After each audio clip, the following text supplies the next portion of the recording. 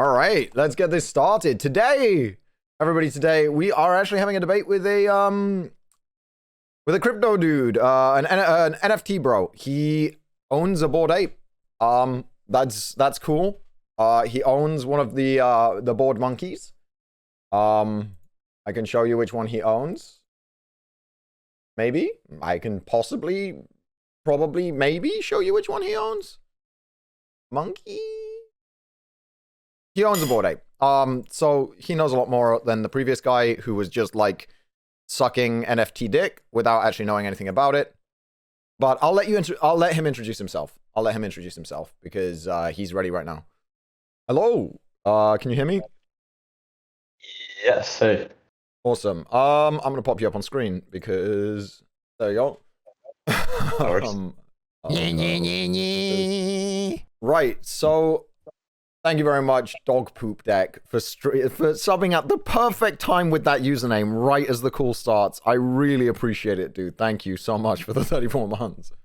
All right, so I'll let you introduce yourself and then sort of share your stance on NFTs, I guess, before we go any further, because otherwise I don't really know how to have this conversation, if that makes sense. Does that work for you? For sure. Yeah. My name is Derek, or Bored Derek. I got into NFTs about a year ago, but have been in crypto since about 2017 is when I first started actually buying it. But it first piqued my interest in about 2013, and obviously didn't buy in 2013. But really excited about NFT's future and how it can help in many different ways. And obviously there's a lot of negatives and downsides right now. So I'd love to have an open discussion about how it's the negatives and the positives. Awesome. Yeah, that's great. So you're talking about the future of NFTs, sort of their implementation in Web3 and sort of how they can be used for virtual contracts, things like that. Yeah, that's sort of the benefits that you've talked about in the past. I've done a little bit of reading. By the benefits, so when I first got into NFTs, it actually started with Pokemon cards. I've been a huge Pokemon fan my entire life. I used to play the card game religiously growing up. Yeah. And when the big explosion happened with Leon Hart and then Logan Paul and so many other YouTubers playing Pokemon and opening all these cards, the nostalgia just overflowed me. And I was like, I need to go buy some. Because growing up, I was dirt poor, and I had never bought a full Pokemon box and just opened it. And I get that. I get that.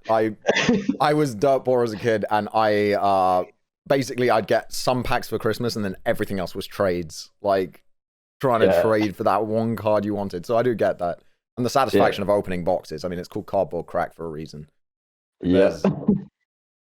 And so I bought that box, and I actually bought 3 boxes because I was like, I can't just have one. Solid. I gotta open up.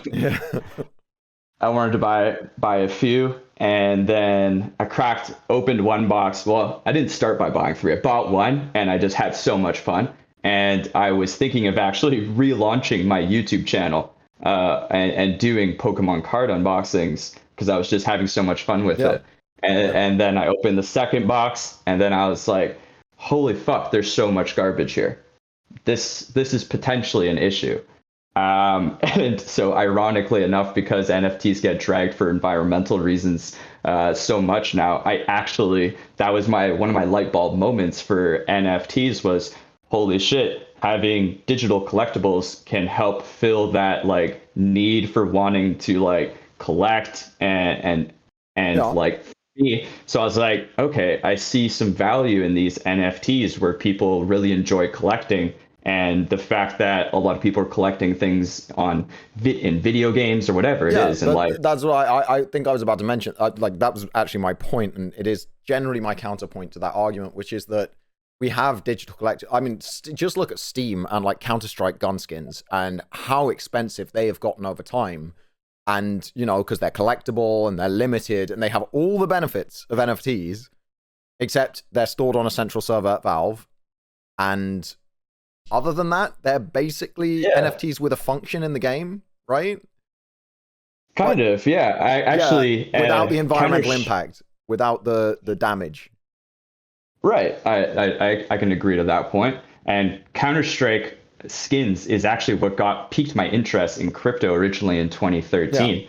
I was playing Counter-Strike for YouTube and Twitch at the time, and all the knives and everything were selling for like $1,000. And at the time, I think Bitcoin was trading at like $300 to $400 or so. Yeah. And I was like, wow, one Bitcoin costs less than this CS:GO knife. There might be something there. And Yeah. at the time, sorry. I get it. I owned Bitcoin when I was at university, which would have been 2012, right at the start, like when it was pennies. And a friend of mine was he was in a coding degree, and I got me some Bitcoin, and I sold it the moment it was worth anything. Like the moment it was worth anything, I was like, yeah, that's a night out. And then I bought back in a couple of years later, and then it went up, and I was like, oh yeah, 700 quid. That's it. I'm out. Yeah. Like I'm done.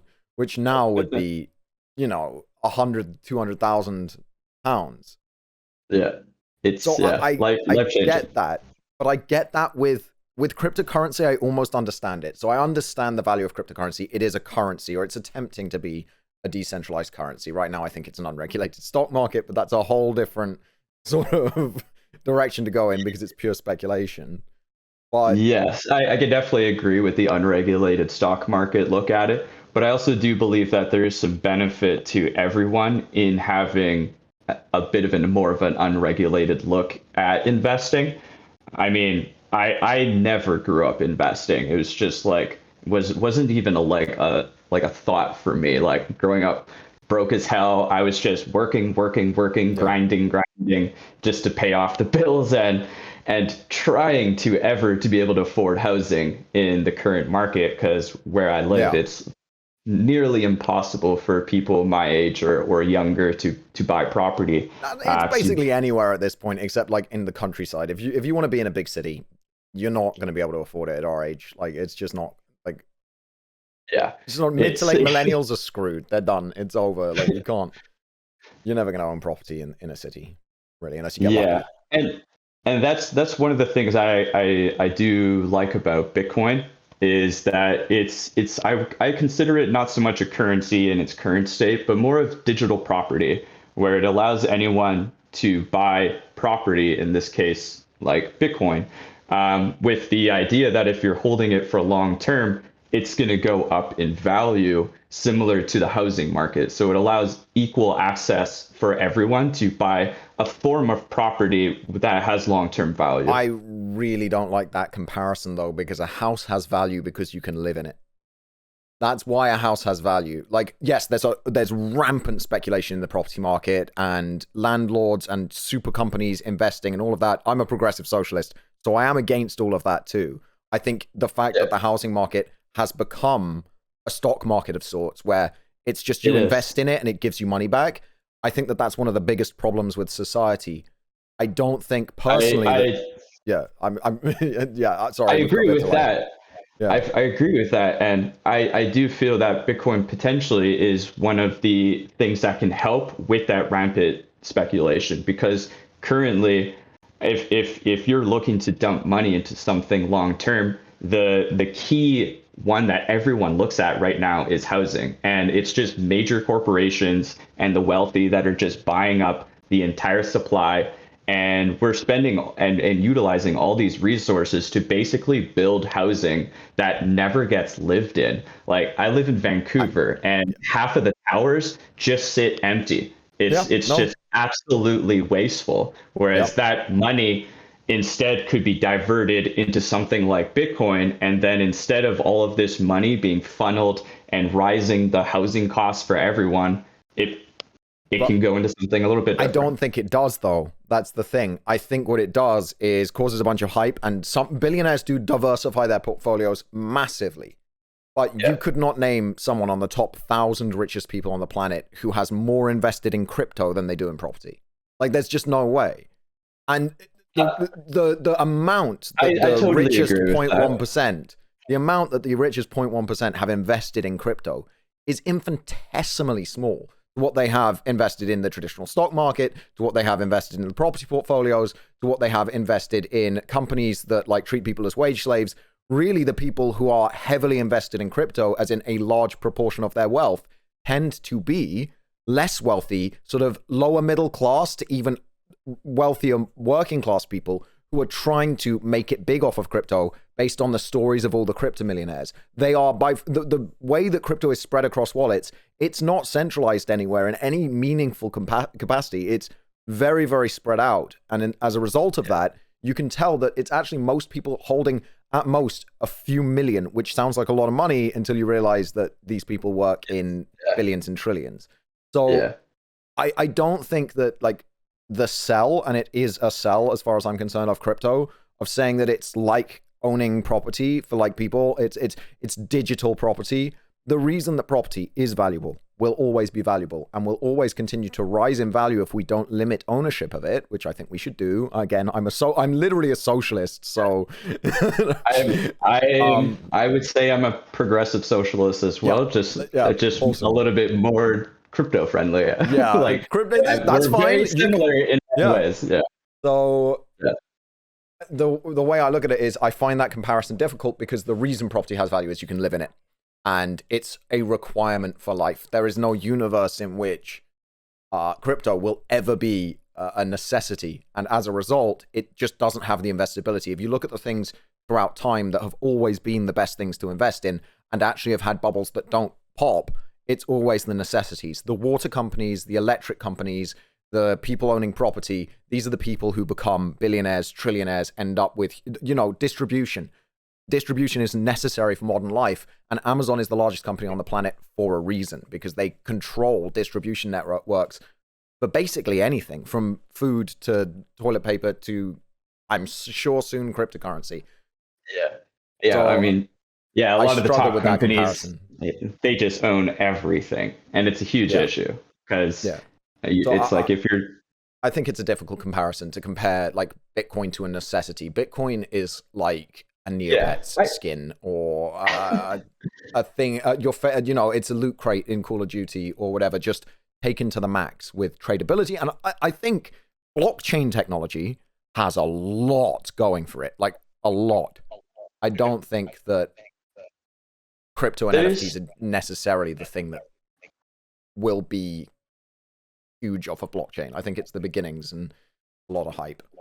Yeah, I mean, that is the thing to consider, is that we're still in the very early stages right now. I mean, crypto and blockchain, I mean, Bitcoin has been around for a few more years, but the majority of cryptos, Ethereum, which spawned so many different other blockchains and so forth, that is still very, very new. And where that's headed, I believe, is going to have a much bigger impact, and the network effect is going to become stronger and stronger and impact more of our daily lives. A big one for me is actually Chainlink. I don't know how familiar you are with Chainlink. I've read a little. Not a huge. So Chainlink is very interesting because what it does right now is predominantly price feeds, which is only like a crumb of what it will eventually do. It's basically, just to make sure I understand what we're talking about, it's basically smart contracts, right? Like. No. So Ethereum is a smart contract base, but the problem with those smart contracts is that they're not very intelligent. They can only communicate with other smart contracts. And the major issue is that they can't communicate with the current data that every other company holds, right? So Chainlink is the network built on Ethereum smart contracts. So what it does, it's considered an oracle. So what it does is, and I can give you an example, AccuWeather recently started up a Chainlink node for their weather services. And imagine you're a farmer and you're buying crop insurance in case there's a drought, or in case, which happened really recently to the town where I live, you get massive floods. And if you're buying this insurance, you're obviously going through an insurance broker and company. You've got to battle your case if there's a drought. with Chainlink, what they do is they have a way to prove truth between both sides, so that they act as the oracle service to ensure that this side is telling the truth and this side is telling the truth. So imagine you're buying these crop insurance, and it's a form of decentralized, and it's automatically tied to the weather network. That weather network is saying, oh, hey, we've experienced a 4-month drought, and because of that, we're automatically going to pay you out your crop insurance because we already have the data. You don't need to fight your case. It's just automatically paid out. Yeah. Okay, I that is pretty much what I'd understood of it, but thank you for the explanation. It has actually cleared a couple of things up, so that's a really good explanation. But I fail to see how that ties in value-wise to NFTs and to Bitcoin and other uses of the blockchain.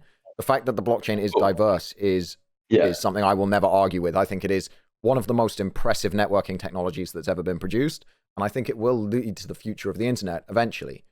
I just don't see how that inherently gives Bitcoin and NFTs value. So specifically, for example, you're a Bored Ape Yacht Club owner, right? You own the pink one with the eyes on it and the rabbit ears. Yeah. So So what's jumping the back to value? Chainlink I'll let you finish your point. Sorry, I'm just trying to. No worries. So with Chainlink, what a lot of people don't know right now is that they've been actively working with Swift for a few years. And for those who are unfamiliar, Swift is the largest form of a payment processor in the entire world. Every single bank wire transfer that you do utilizes Swift. Now, the current issue is that bank wire transfers and banks can't compete with the instantaneous send and receive with blockchain. And so what they're doing is they're actually partnering with Chainlink so that within 2 years, every Swift payment will actually utilize Chainlink technology, so that bank wires go from 3 to 5 business days to instantaneous. Now, for that to happen, they need to create a node network that is able to provide security to the value of all of those payments that are being sent. So the value of the Chainlink nodes must be equal to the value that is being sent across that entire network, or else it can all crumble.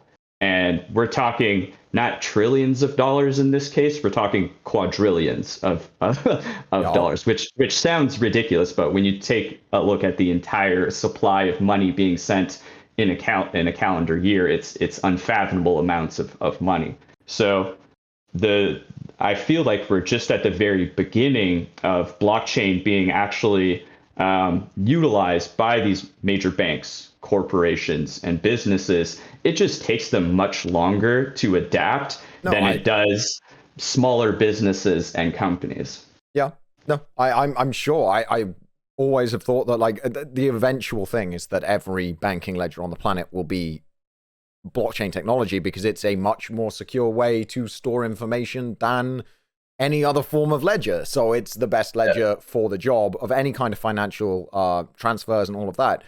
But my question again then would be, how does that tie into the value of Bitcoin or Ethereum or any existing cryptocurrency which would not be universally adopted by Swift, for example? They're not going to say, we're universally adopting this crypto.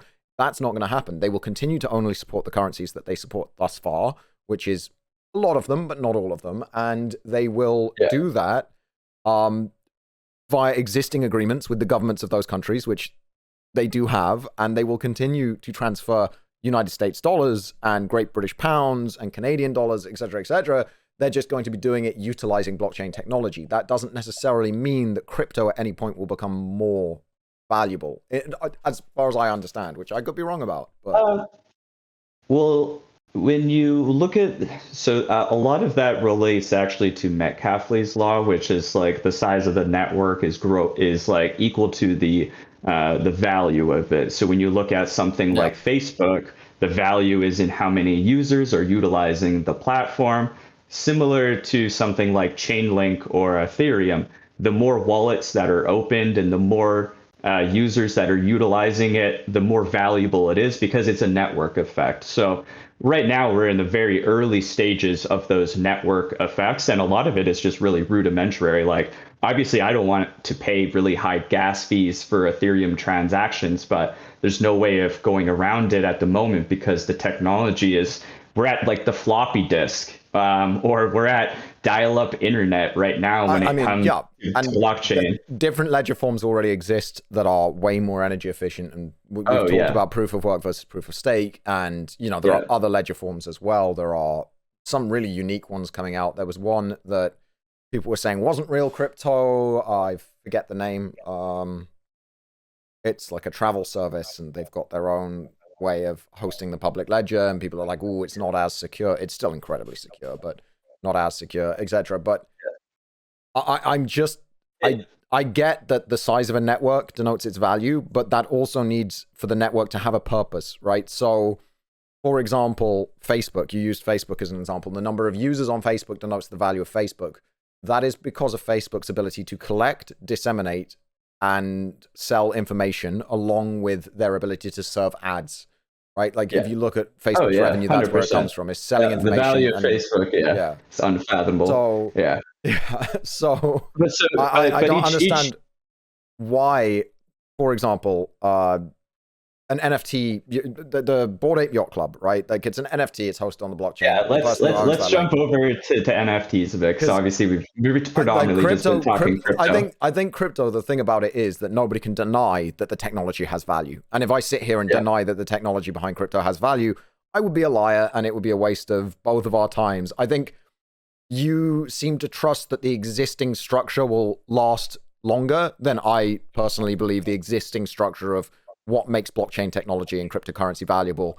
I think that will sort of fall away as it becomes more mainstream and accepted by governments. Because if you can invest in US dollar coin, which is a cryptocurrency, but is also tied to the value of the United States economy, that's a safer investment, in my opinion, at least, than in Bitcoin, which is only secured by the size of the network.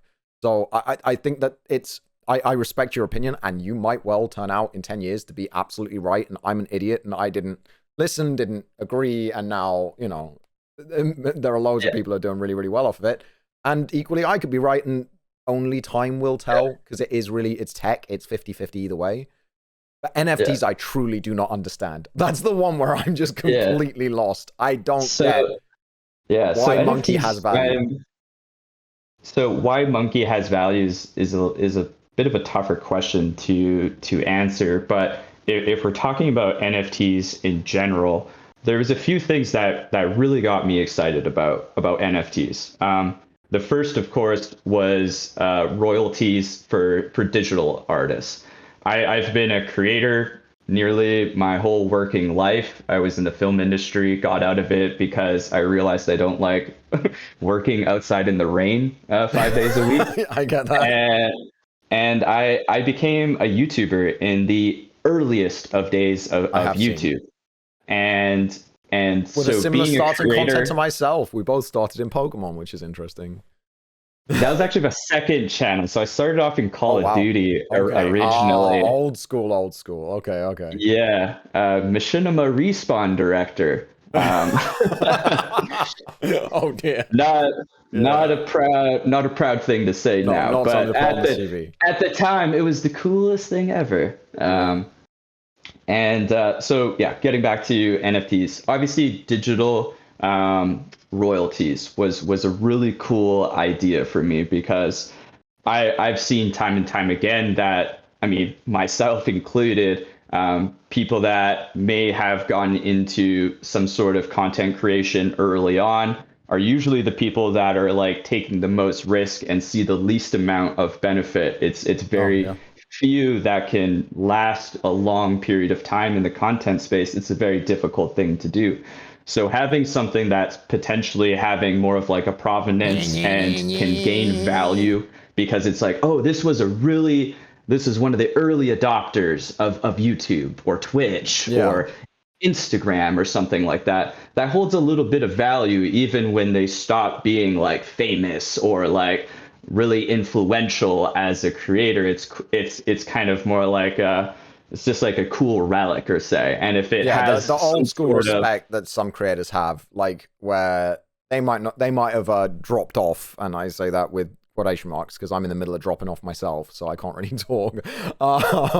But it's like a they might tough have dropped off, business. but they've no, I know, it's fine. I Yeah, really don't care. Like that's the one yeah, thing. Like my one yeah, saving grace through all of this is end of the day, I just don't care. Um, yeah, but there's the people who are like Ray William Johnson. So even if they don't have the best yeah, respect in the industry, they're still like remembered because they're like yeah, they were there. Like Zay Frank to this day is still remembered as like a legend of old school YouTube, even though like he barely uploads and he took years off and all of that. But he's Zay Frank. He's like the first funny man, haha cat video, but really funny on YouTube, yeah, and he kind of started that whole thing. So I get it, but I don't get how it's a benefit for artists for NFTs. Like, can you explain how yeah. NFT and So, NFT royalties benefit artists? first, let's maybe chat a little bit about just being able to be a digital artist and the ability to make like a living creating your own artwork. Right now, it's a really tough way to do. Right now, you're really focused on commissions, maybe Yeah. Patreon.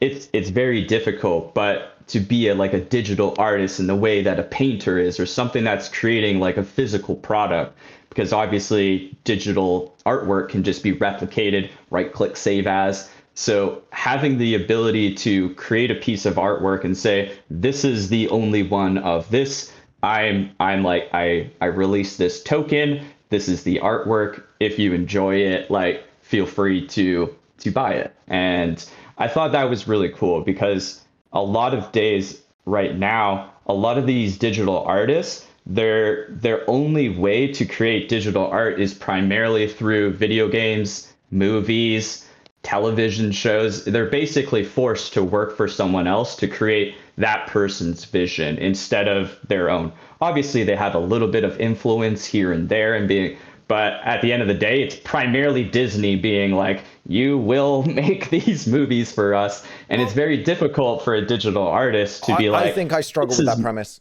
I think I struggle with that premise. I think digital artists have existed for a long time. I mean, I work with a lot of digital artists. A lot of the time, I just lost Pedro, which is so sad. He's so fantastic, but he got a full-time design job at a firm for logo design. Not bitter at all, but like digital artists exist in the space and get commissions and work in that way selling artwork. I therefore know a lot of digital artists. I'm friends with a lot of that community. yeah, I've got along with them for years. I don't know basically any of them who are pro NFT and think NFTs have helped them or made them money. There is a handful of people who've blown up and actually yeah, are selling real works of art as NFTs and making some money, but random computer generated 10,000 Munkee is not true artwork. Like, I don't understand how when the most expensive NFTs are computer generated Munkee, you can say, oh, this is fantastic for artists who want to sell their artwork. Because if you wanted to support artists in the NFT space and that was the purpose of NFTs, then these computer generated ones would have been mocked by the space. They would have been viewed as ridiculous and pointless by the space. And people would have gone, no, NFTs is for real art. But that's not what happened. So if we look at what happened, I'm not saying by you, because you might genuinely believe that NFTs should be used for art. You know, you bought into the Munkee because it's valuable and it's an investment, whatever. But there's a difference in my eyes between like what people say that NFTs were for and why they're so great, and then how they're being used. And when the difference is so colossal, I'm at the point where I'm like, I just don't believe that that's the purpose. You know what I mean? I think it's difficult to. there's a few things there that I think are good to touch on. And obviously, like the Munkee Bored Ape Yacht Club is quite a bit different. I don't consider that NFT art actually. I consider that a membership. Okay. Yeah, we'll get to that then. We can talk about that. Yeah, I'd love to talk about that. yeah. But when it comes to digital art, like that's how I first bought NFTs was artists. The first, well, not the first one, the second NFT piece that I bought was Beeple, And I had been following Beeple as a digital artist for close to 10 years. He was creating, I don't know how familiar you are, but he created a digital piece of artwork every day for 10,000 days. I know people. Yep. And he was revolutionary for the electronic dance music scene. He was creating VJ loops that were free and Creative Commons. So any digital artist or DJ could utilize his work for their shows and for their videos. And a lot of it was just like Creative Commons. He's creating, you get it. He's making his money by doing commission work with large corporations. And when he came out with an NFT, I was like, oh, wow, this is super cool. This is a guy who's dedicated his life to creating digital artwork predominantly for the enjoyment of everyone for free. And here's a way to support him and give back a little bit. And obviously things have changed rapidly for Beeple, and he's become one of the highest selling digital artists of all time now, and one of the highest selling living artists. But that wouldn't have been possible without NFTs. He would have just continued creating commissioned work with these large corporations and probably continued giving away his work for free. Instead of having this ability to now help transform the relationship between artists and large corporations, where outliers are not the trend or the norm. And I think that that's a really important thing, because I could say capitalism is great because, you know, Jeff Bezos went from an average value guy, you know, upper middle class, to the richest man on the planet by having the idea for Amazon and then brutally stealing from his workers and, you know, just crushing people under his boot. But now he got to go to space, and wasn't that a great experience? Look at that example of capitalism being awesome. And you can say it about people who deserve it too. You know, capitalism's great because this guy invented this amazing revolutionary thing, and as a result became very wealthy, and we love him, you know, and he deserves everything he's ever made. And we, you know, we worship the ground he walks on, whatever. But like, that's one example in like a sea of millions, if not billions. And I tend to focus on the general trends, right? Like, yes, there are obviously niche cases. There are obviously going to be niche cases in any situation, in anything. There are people who did great off of the GME stock thing. People have done great off of rug pulls by predicting them. That doesn't make rug pulls good. I struggle with, okay, so Beeple, he got what he deserved, frankly. Like, he is a phenomenal artist, and he was doing phenomenal things. And it's amazing that NFTs have paid out so brilliantly for him. But that example in the cloud of artists having their art stolen, of artists having a noticeable dip in commission rate, because instead of commissioning an artist for a nice profile picture, you buy weird NFT project, the angry kittens, or the fucking, you know, lethargic alligators, or whatever the latest like NFT thing is. Put that as your profile picture or your banner, and oh, I'm an NFT bro now. And that's, you know, instead. So artists who do mini commissions, the little profile picture commissions and stuff, have all said they've seen a noticeable dip in that style of commission. So I struggle when it's like, okay, this one guy who deserved it, and he's awesome, and he did great off of it, but look at all the people who are getting fucked over, or hate it, or think it's bad for them, and the environment that's being destroyed, all for this thing that I don't see how it has value. So can I quickly touch on the Beeple obviously being an outlier, and that we can't just focus on one person? I think it's really important that we need to have someone like Beeple, and I would relate Beeple to someone potentially as like Smosh from YouTube, where you need to have a major catalyst to change the view of many, so that others can join in what they're doing and have their own chance. But I don't necessarily think it's a good thing if people all like hitch their wagon to the NFT star, because what is the functional difference for an artist between an artist saying, I've created this piece, if you love it, buy the rights to it off me. And you can buy the rights, and then you own this art. You actually own it. Not like an NFT where you can buy the NFT of a piece of artwork and then be sued for using it because it's not your artwork. You own the token attached to that artwork. You don't own the art itself in a lot of cases. So it gets me that it's like, okay, why can't artists, digital artists, have been doing this for years by putting their art up and saying, hey, you can go to this site, we sign a contract, you then own the rights to that artwork? And why not just use a standard? If you want it on the blockchain and all fancy, just make it a contract on the blockchain that says you own the rights to the artwork. It doesn't have to be this non-fungible token that has an embedded hyperlink in basically everything except CryptoPunks. CryptoPunks have some really cool image compression that let them like put the image itself into the blockchain. But everything else, it's just a hyperlink to a site where if it goes down, it doesn't mean anything. Yeah. And it's right like, now, one thing I'd like to keep in mind is that we're in the very beginning stages of this, yeah. and I've viewed NFTs as like YouTube in 2006, where it's like if we jumped back to YouTube in 2006, one, you couldn't make money because there's no YouTube creator program, and then eventually it got big enough that a creator program was started and advertisements started rolling in because Google bought it, and then there became an issue and bottleneck where YouTube couldn't handle onboarding creators because they couldn't scale up fast enough. And because of that, they then relied on these MCNs to bring in creators and take over the majority of that issue that YouTube had so that YouTube could scale in their tech side and that MCNs could focus on scaling up the creator side. And a lot of that, now that we look at it, is riddled with scams.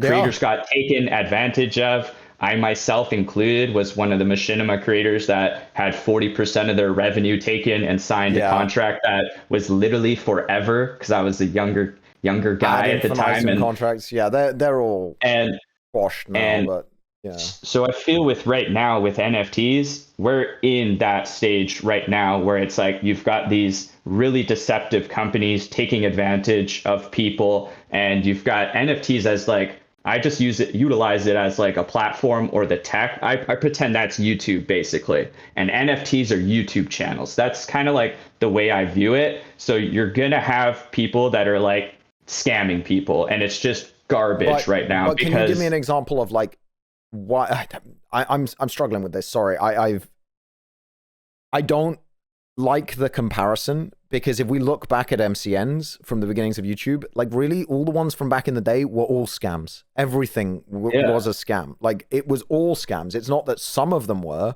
it's that all of them were. And I feel that it's basically that way with NFTs right now. Yeah, 100%. A lot of it is bullshit scams right now, but it's in the very early stages where a lot of, well, not all of it. My complaint is not the technology, because there are technological uses for a unique token on the blockchain. I'm not going to argue again that the technology doesn't work or that it's not impressive, because it is. It's a cool idea. It's an impressive idea, and it could be used for any number of things. But I think attaching an image, a PNG to that, and trying to sell that for hundreds of thousands of dollars based on the pure speculation that it's like the early days of YouTube.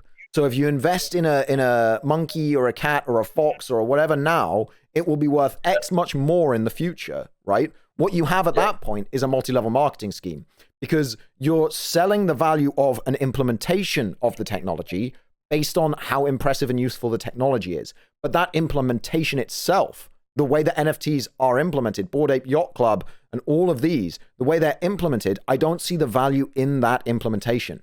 Because of course there's value in the technology. It's like saying, the wheel, right? The wheel, I'm not going to argue it's not valuable. But if people were flipping the wheel over instead of rolling it, there's no value in that implementation. It's no better than just moving the stuff, without having a wheel or an axle. I don't. Can you explain how the implementation will maintain value? Why will Munkee still be worth this much when NFTs are properly implemented and used for actually useful purposes? So Bored Ape Yacht Club. Some of the major reasons why they've gained value is a little bit of the history and kind of like the moment that it helped spark for NFTs. So I'll give you a little background of my NFT experience and kind of how that relates. So I first started buying NFTs on Nifty Gateway, which was predominantly artwork. They brought in artists that were creating just regular artwork, digital artwork, and said, hey, would you like to try and tokenize this and sell it? And that's how I got my start, buying artwork. And I had previously just got into actually buying like artwork, like nice canvases and paintings and stuff for my apartment. And I was like, oh, this is super cool. And then I got into NBA Top Shot. And that was a really, like, I knew that was going to happen for me. I was a huge collectible card game person my entire life. I played so many of them, spent unimaginable amount just going on weekends and playing tournaments. I owned a card shop. I get it. I owned and ran a card shop. I get the TCG obsession. I've still got the stock from when we shut down because of COVID. I've still got that in my living room downstairs, like just dominating the living room. So you get that collectible crunch, and then I don't even like watching basketball. I'm not a basketball person, but I started collecting NBA Top Shots because I was like, oh, I get this. This kind of makes sense to me in a new way of collecting.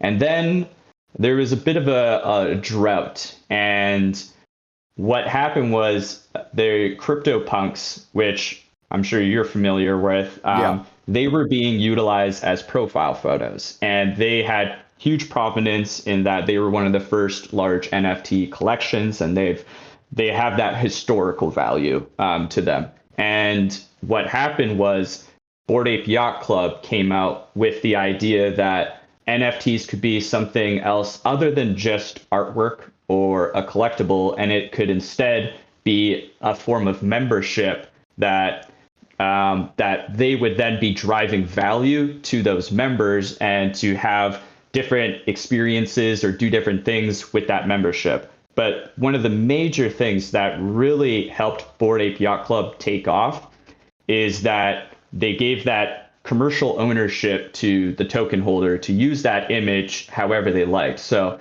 if you wanted to use your ape as a logo for your business, or if you wanted to use your ape and sell merchandise with it, you were free to do that.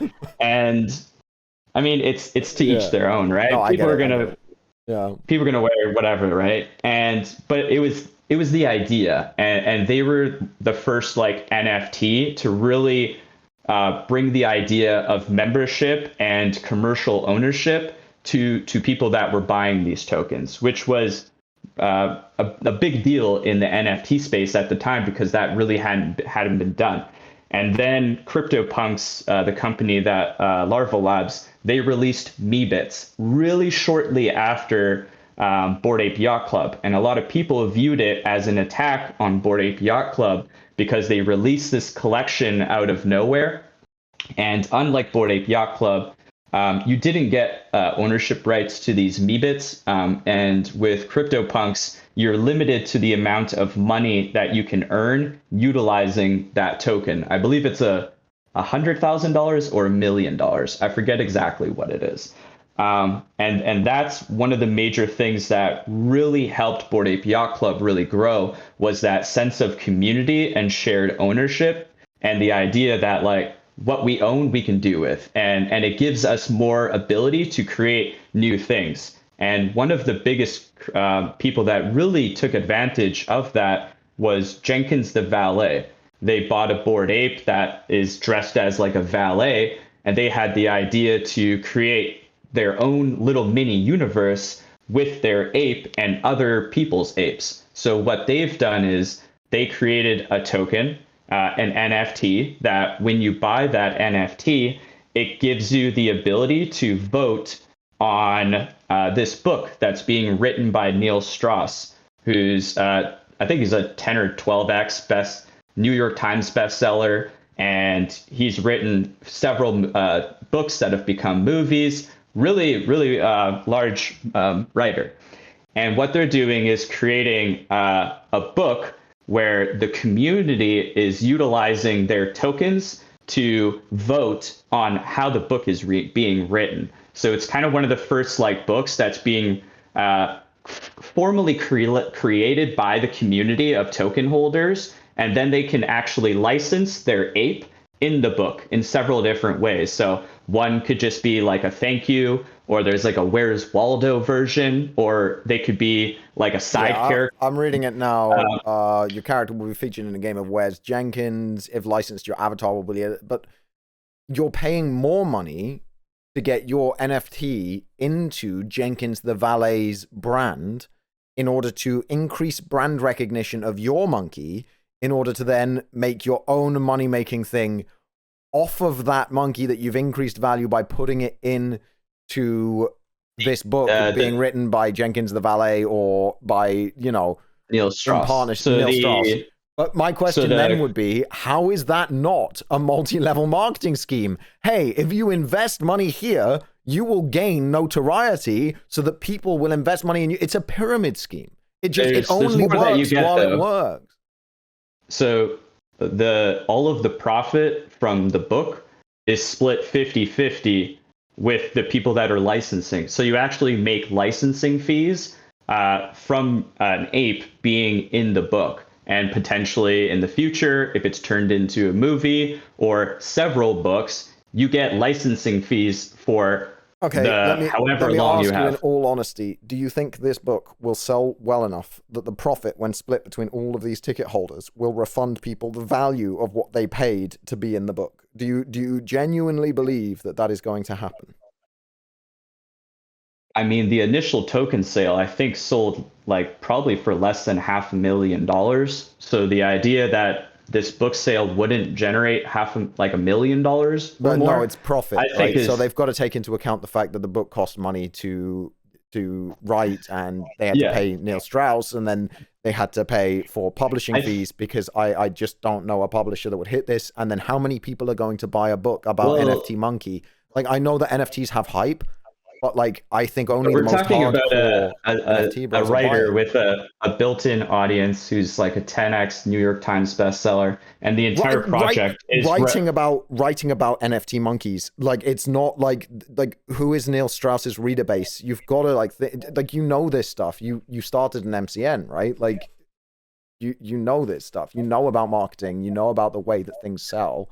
And you know that like having a built-in audience does not mean that you're going to have crossover at all. 100%. I can definitely agree with that. I have a built-in audience. But if I start advertising, morning after pills, I don't think it's going to push many sales, because it's just not. Well, actually, that kind of is my brand. But like, if I start pushing, the Beanie Babies or whatever, like kids' toys, it's just not going to get any push, because that's just not what my audience is. And I look at Neil Strauss. I can definitely agree with that. But I would say Neil Strauss in particular, he writes about others. So he predominantly is doing biographies about different people. So his built-in audience is more so caring about what he cares about, right? Because he wrote about Motley Crue, he wrote about Kevin Hart. He writes about famous people and culture. So if you're interested in him as a writer, people who have a built-in audience of their own. So you're either interested in him as a writer, which I think is going to be the minority if you actually look at it, and then you look at the people who are interested in the subject he is writing about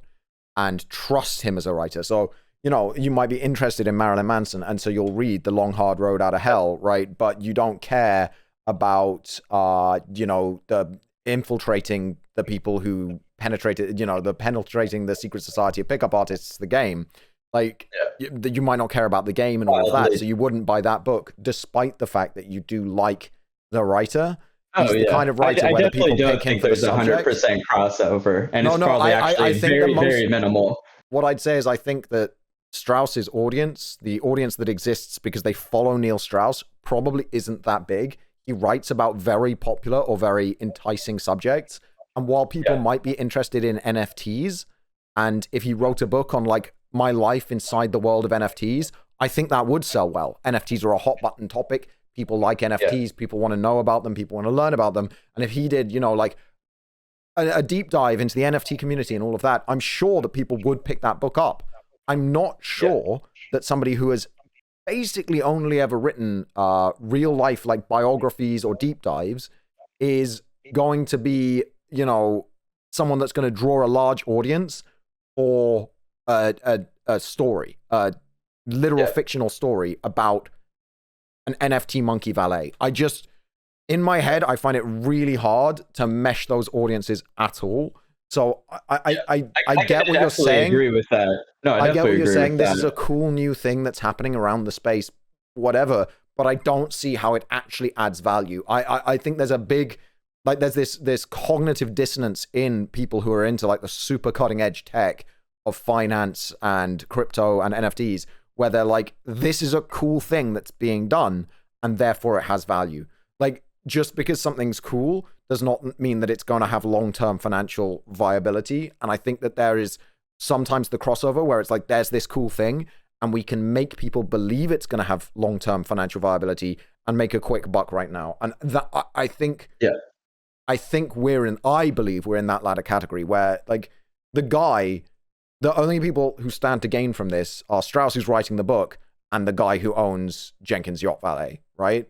And when you actually look at that, Jenkins the valet is just somebody who took that value that people had scammed on before just down one tier. Because he didn't make as much as the people who started Bored Ape Yacht Club, but he is going to make a fair amount of money. So he is going to make money, and he'll profit overall on the Munkee that he bought. But I don't think that stands for the majority of people. And I think it's like this sort of this pyramid of like, you drop off and you get some people. Yeah. Because like the club aspect, I don't understand. Like you have meetups and things like that, right? Around the Bored Apes. Yeah, and quickly to touch on just Jenkins on one last point. Yeah. One of the major reasons why I think it will be successful is that I put a high value in creative artist agency, and they're repping the project. And if they're putting their stamp on it, that's a sign of the largest creative agency in the entire world saying that we believe in this and we think there's something there enough to attach our name to it. So I think there is at least some value in this project if a company of that size is going to get into it as well. So it's tough to say the value for long term. I think one thing a lot of people that don't see the value in NFTs is one, because they haven't dipped their toes into it fully. And I think a lot of people don't realize just how fun it is to chat with others and be part of a community. And I think that's something that a lot of people are missing with COVID right now, is a sense of community and entertainment. And in a lot of ways, whether it's like you're flipping it for value or you're just looking to like have a sense of community and chat with others and learn from one another, there's a lot of entertainment and value in that. And I think especially with COVID, a lot of people are feeling so isolated. And I think that's why NFTs have really taken off for a lot of people. We're on the internet. There's a million communities for every single subject that you're interested in. If you like woodworking, there are giant woodworking discords with thousands of active people who talk every day. If you're into gaming, there's gaming discords. I'm in, like, my chat makes fun of me for the number of Discord servers I'm in. And I make fun of them for not having as many friends as I have, because all the different servers I'm in are I'm in Minecraft modding servers because I wanted to learn a bit of code. I'm in a couple of like woodworking ones from when I was working on my PC case and I needed advice. I'm in one about machining metal because I've been trying to learn about which is the best aluminium to buy for a PC case I'm making on a commission with somebody else, and I'm into that right now. I'm in camera discords for photographers and people who are super into the cutting edge tech of cameras, PC part discords. Like, these communities exist and people are super passionate about these things. And these are like hobbies with a purpose, or hobbies that you would engage in regardless of I don't personally understand, like, I could be wrong here and you are having a ton of fun with it, but why do you need to buy a digital token and in order to join this club, in order to talk about buying digital tokens? It's like the hobby is the community, and that's literally the one value of the hobby is the community. Or I would just join, for example, my Discord server. If you're a sub, and you can sub with Amazon Prime or for $4.99 at any time, you can just, do that down below. And then you can join my Discord server by typing ! Discord. Join the Discord server. It's a great community. It really is. With that said, sorry, sometimes I have to interact with chat. But like... Got a plug. we've all got communities, and like there are loads of really cool ones out there. No, I'm not taking away from any community. Yeah, I just but I don't see, again, it's what I'm saying about like adding value. I don't see how NFTs add value to something that already exists. Like communities already exist all over the internet. Oh yeah, communities definitely exist. I think it's just a different form of community and a newer one. And if we're jumping back to the creator space, for NFTs, we've talked about membership, we've talked about art, but where I think there's the most potential eventually is a way for any creator to be able to monetize their fan base without a platform. And I think that's a really important one. We've seen so many creators get screwed by YouTube, by Twitch, Instagram, and having that direct relationship with your audience, I think is really important. Now, obviously, there are other ways to directly monetize your audience without NFTs. I just obviously believe it's a different form, and it's something a little bit newer that potentially could grow into something that's quite a bit easier. How do you advertise your NFTs to sell them to your audience without a platform? Oh, I definitely know that you're going to have to utilize these platforms to grow your audience. That's the nature of social media right now. I totally agree with that. But then how do NFTs give me a way to monetize without a platform? You said, I'm a creator, right? And I actually experienced this. Last year, I was targeted by this anti-Semite, like long story, but he got like his massive audience to come after me. They got me banned on Twitter with false reports. They got me banned on Twitch with false reports. They got my YouTube suppressed with false reports. I was basically deplatformed entirely, right? Yeah. And I had to build back from that, and I had to slowly get all my different platforms back. It took me a year to get my Twitter back. I was like the second longest ban that got reversed in their history or whatever someone was telling me. It took me over a year to get my Twitter back. So I'm in a situation where it was like, okay, so if I had NFTs, how would that have helped me in that situation? I don't. Again, it's the added value. I get it. Like NFTs exist and you can sell them, but how can I sell them if I don't have an audience to sell them to, or an audience that I can advertise them to? And then what platform do you use to sell the NFTs? Because you can say, oh, I'm selling them, but you need to have a checkout, or you need to have some system where they can pay you the crypto and you can give them the NFT in a secure contract. You're going to end up using DigitalOcean or, you know, one of these things. I'm again, I always come back to the same question, and this was with membership as well. Like, how is the NFT required in order to do that? What utility does an NFT image add? Like, I get that the technology could be used in the future, but right, because people could sign up for a list, and by signing up to it, you're automatically distributed an NFT, and then when that person wants to, they can shoot a link off to everybody who owns that NFT, you know, update what that NFT links to, and then every day that person clicks that link or gets a notification, and oh, it's leading to the newest video or the newest this on your own host. Yeah, absolutely, that's super cool, but that's not what they're being used for right now. I'm talking about utilities versus the technology, and I think there's a lot of like for utility. I think one of the bigger ones for me is for everyone is right now we are already being tokenized for our data. And I think that's probably one of the largest creators of wealth inequality right now, is that all of these tech companies have been massively profiting off of everyone just utilizing their platforms and selling their data and we're just like, yeah, but we got Facebook for free. And I think that's a huge issue. And I think blockchain is one of the things that can help fix that. I don't think it's going to be the number one solver.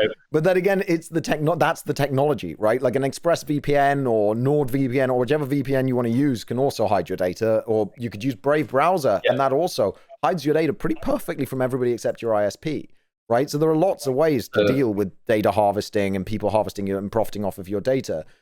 But again, it's like, yes, blockchain and Web3 could be amazing for that. Absolutely fucking awesome for that. But that's the technology. It's not like the utility that we're talking about. Like when I'm talking about how I don't understand Bored Ape Yacht Club, I don't understand that specific utility. I get that it's got the history it has and it was cool when it came out and people have profited off of it. But I think the vast majority of people haven't profited off it. I think the vast majority of people who've bought these apes have bought them with the intention of selling them to somebody else for more later. As the sole intention of buying any NFT, I think the majority of people buying them are buying them as an investment in order to sell them to somebody later for more money. And I'm asking, well, where is the value behind that asset that justifies it growing in value? Because why would an ape be worth more in 2 years than it is right now? Why should people invest in it? If you decide to sell your ape, why should somebody spend that money on it? And I don't understand that part. That's the bit where I'm like, it just seems like a multi-level marketing scheme, because you have to sell it for more than you got it for. Otherwise, you've just lost money. So, let's go into some of the like future utility for Bored Ape Yacht Club. Now, they're a little bit cryptic, so it's a little bit tough to fully know. I think it's okay. First, let's get into it. So a couple things that have happened so far is obviously the utility of events. That's the easiest one that we can take a look at for now. So if you own an ape and you were at NFT New York conference or just in the New York area, you're able to go to 2 free events by holding an ape. So it's basically like your ticket into one of those events. The first event was actually on like a giant yacht. It's kind of like a mini cruise ship, to say more likely. And it was open bar. Everything was free. It was just a good time, right? So obviously that's just one event. And then a few days later, they had a warehouse party where they had Aziz Ansari introduce Beck. And then they had Chris Rock introduce, oh my God. It's like my girlfriend's favorite brand. And can't think of the name. It's all right. Now. I get it. Like big band. It was like a really big band. A big band, and then they had a few other artists. So the idea for that was like you're getting this like hugely cool concert, but on a tiny fraction of a scale where it's like these are people that sell stadiums individually, all doing a show together for a few thousand people. And I'm a huge like live concert fan. Like I've probably gone to 1,000 concerts like in my lifetime. No, like dude, I used to do the whole festival circuit. Like I get that. Like live music is a special thing. Yeah. Oh. Yeah, and that's one of my biggest passions is live music. And so the ability to see like a show like that, where it's like a bit of a smaller venue, really cool guests, and that for me was really cool. And it's the idea that they are going to keep doing this. So if you hold it, like you're going to keep getting the ability to go to these really cool events and experiences, depending on where you live, or obviously you can fly out for it. But that's one of them. So events is a big one, I would say. And I think it's like probably one of the bigger ones that I really hold for it, because I'm just such a huge fan of live music.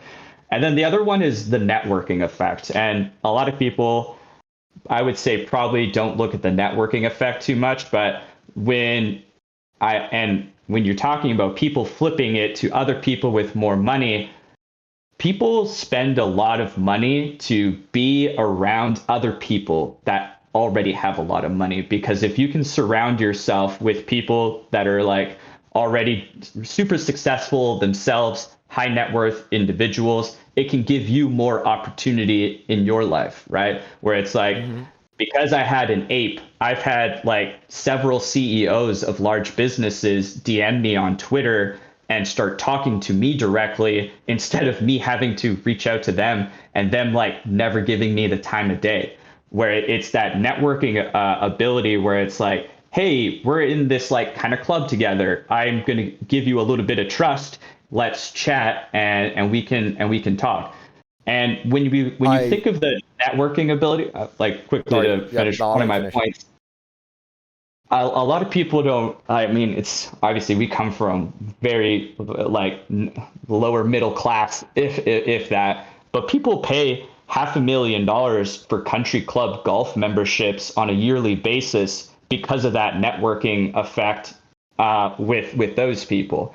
And we're talking like probably billions spent at these like high-end country club golf resorts, where it's like that is like hundreds of thousands of dollars that they're paying annually. And then some of those have a membership fee to join that's around $500,000. No, I know. And Yeah.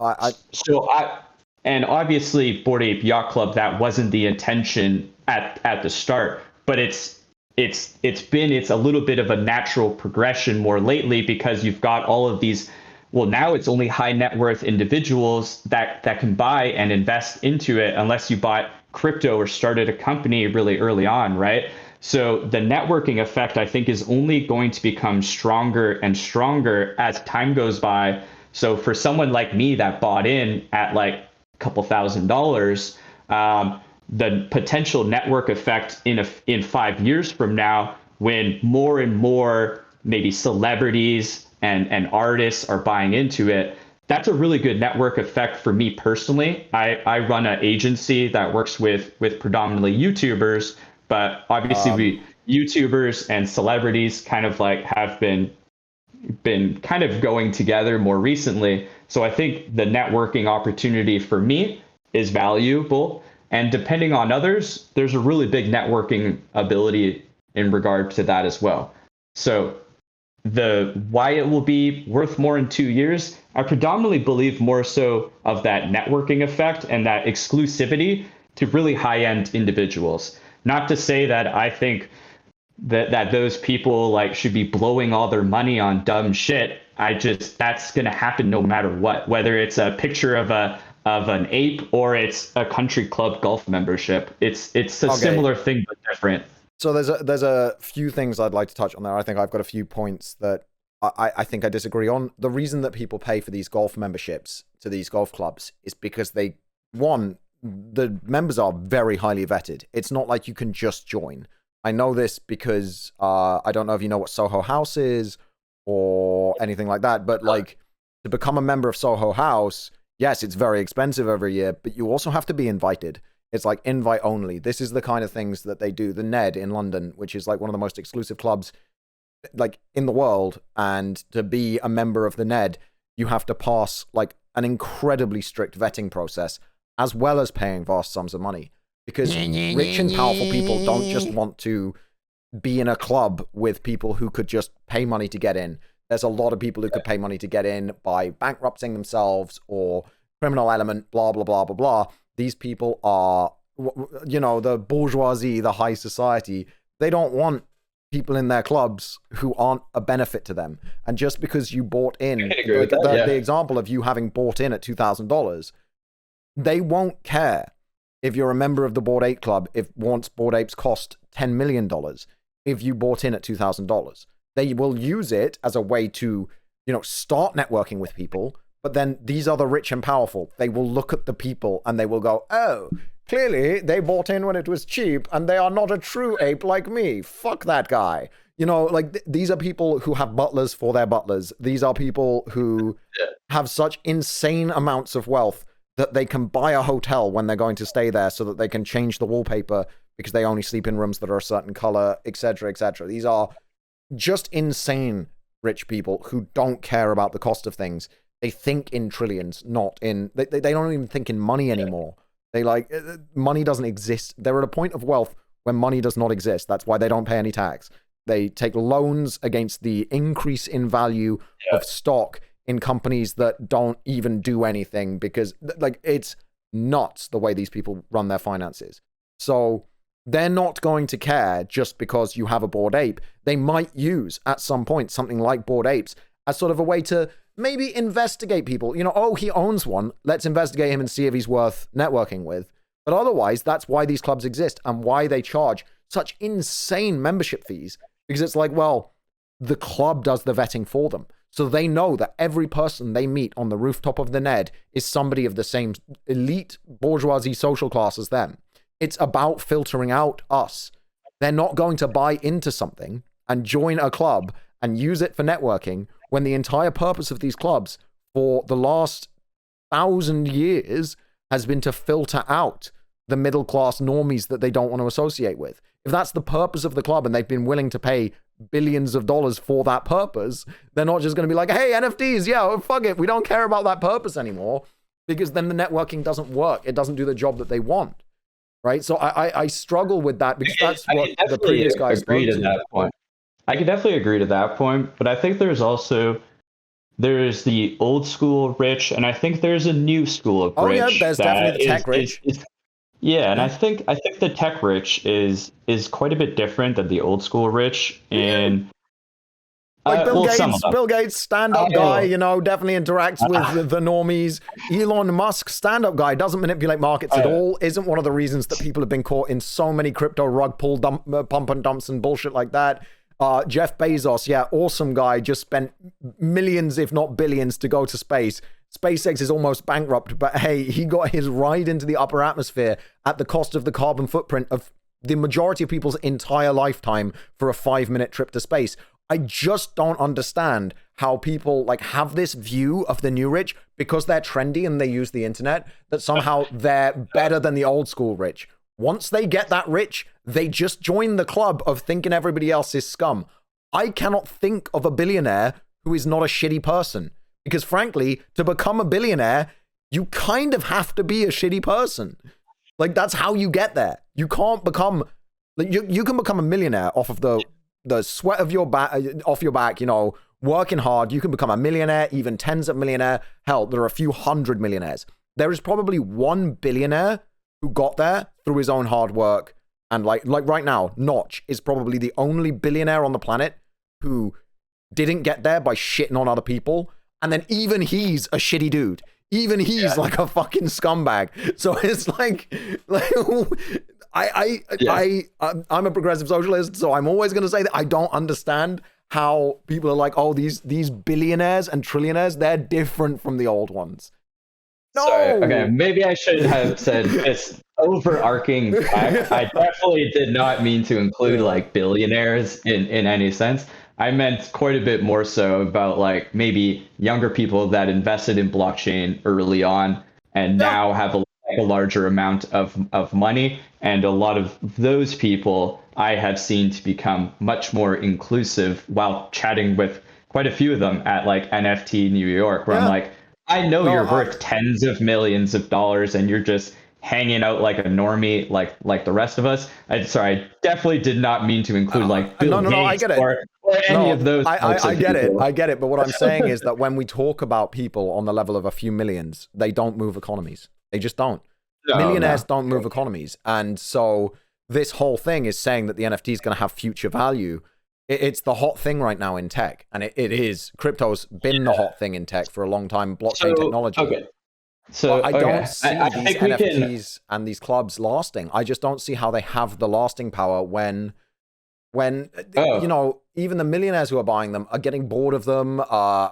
You know, Google Trends is going up in the amount of people searching for NFTs and things like that. But then you look at like the articles about this millionaire or this pop star or this dude's invested heavily into NFTs. You just don't see that like you used to, and it's because it's not a hot, cool thing to do anymore. I struggle with that connection. Yeah. So let's change the topic because I think we're at a moot point of like of this particular one, and maybe let's instead talk about some of the future potential use cases of NFTs because I can agree that like most of these are probably going to go to zero, and a lot of these memberships are probably going to die out, and a lot of this is just going to fail.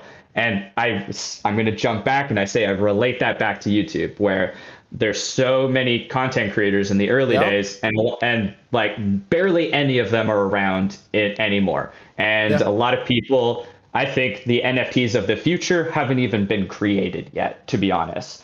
And so instead of jumping over like, will these be valuable in the future? I don't know. And anyone that tells you, sorry, just because chat seems curious.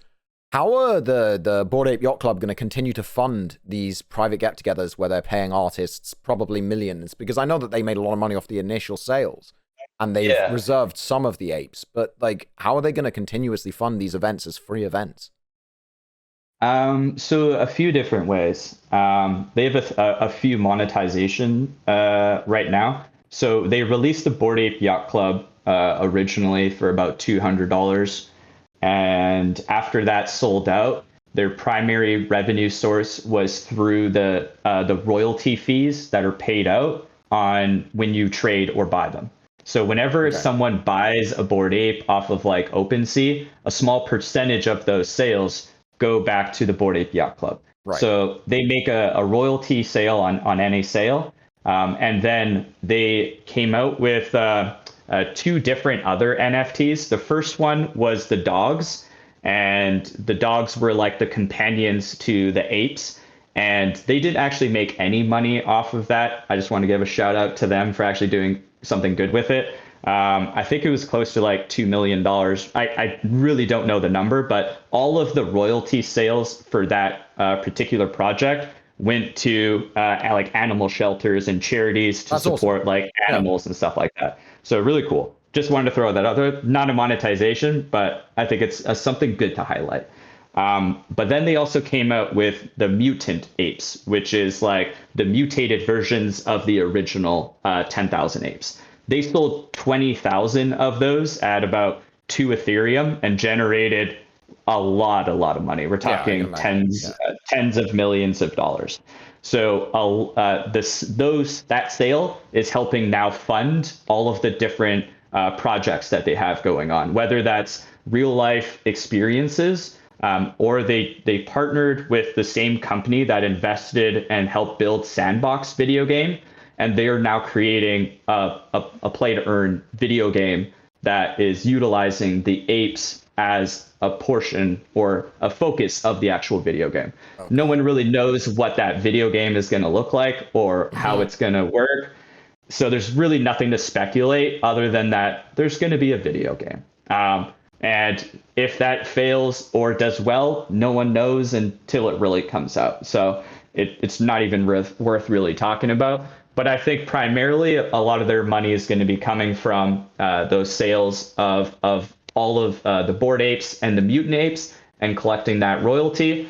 And in the future, if they need to raise more money, they've hinted that they're going to be coming out with their own coin and that it's going to become a decentralized organization. So the people that hold the current apes will be airdropped a token and they'll gain ownership into the company, basically. Similar to what ENS did with their token airdrop if you were buying a Web3 address. Yeah. Okay. Yeah. Sure. I mean, there is cool future technology, and there's a lot of. I don't see where the added value is. Okay, so they create an ape coin. Why is ape coin valuable? Like, it just seems like a grift on top of a grift on top of a grift until eventually the whole thing collapses. You're getting ownership into the company, right? So right, but why does that company have value? Well, they're doing a lot of things that's monetizing very well, right? So Right. whether that's I mean, the yes, mutants, but the mutants are just another grift on top of the grift. Like if you sell something during an era of hype, if I sell snake oil and then someone's like, "Oh my god, this snake oil is amazing," and then the profits of my snake oil company go up, and then I sell more snake oil, yeah, I'm making loads of money. That's great. I am grifting hard and I'm scamming people, right? Because at the end of the day, when it goes to zero, it's not going to be the people who created it that are holding the L. It's going to be whoever is currently holding the apes or the ape coin or whatever. And the bottom, like the other shoe has to drop eventually. The bubble has to pop eventually, unless you can give something its own inherent value. The way that cryptocurrency tries to generate that inherent value is as a currency for, purchasing goods or services, as literally a decentralized currency. But NFTs can't be used that way because they're all different. And so you can't have a uniform value for them. So then we've got to say, well, what is the value then of these NFTs? And while there are NFT technologies that will be useful for contracts, etc., there's also NFTs that are images. And I don't see how in the long term people are going to continue to believe that these images have like an inherent intrinsic value in and of themselves beyond the club aspect. And my belief is that club aspect will have a hard cap. Yeah. Oh, I agree with that. And I think for Bored Apes, it's more of the cultural value. And like they also sell a lot of merchandise. So if you want to be able to buy merchandise, you have to own an ape to be able to buy that merchandise. And most recently, they partnered with Adidas to sell merchandise. So Adidas is then working directly with Bored Ape Yacht Club to sell. I relate that to like when Supreme partnered with Louis Vuitton, right? Yeah. Supreme was just like this streetwear brand that grew cultural as like a cultural phenomenon in the early days because of that hype in the streetwear scene. And it became culturally relevant enough that Louis Vuitton was like, we want to partner with to do a custom clothing line. And that's similar to what we just saw with Adidas partnering with Bored Ape Yacht Club to sell clothing together. But like,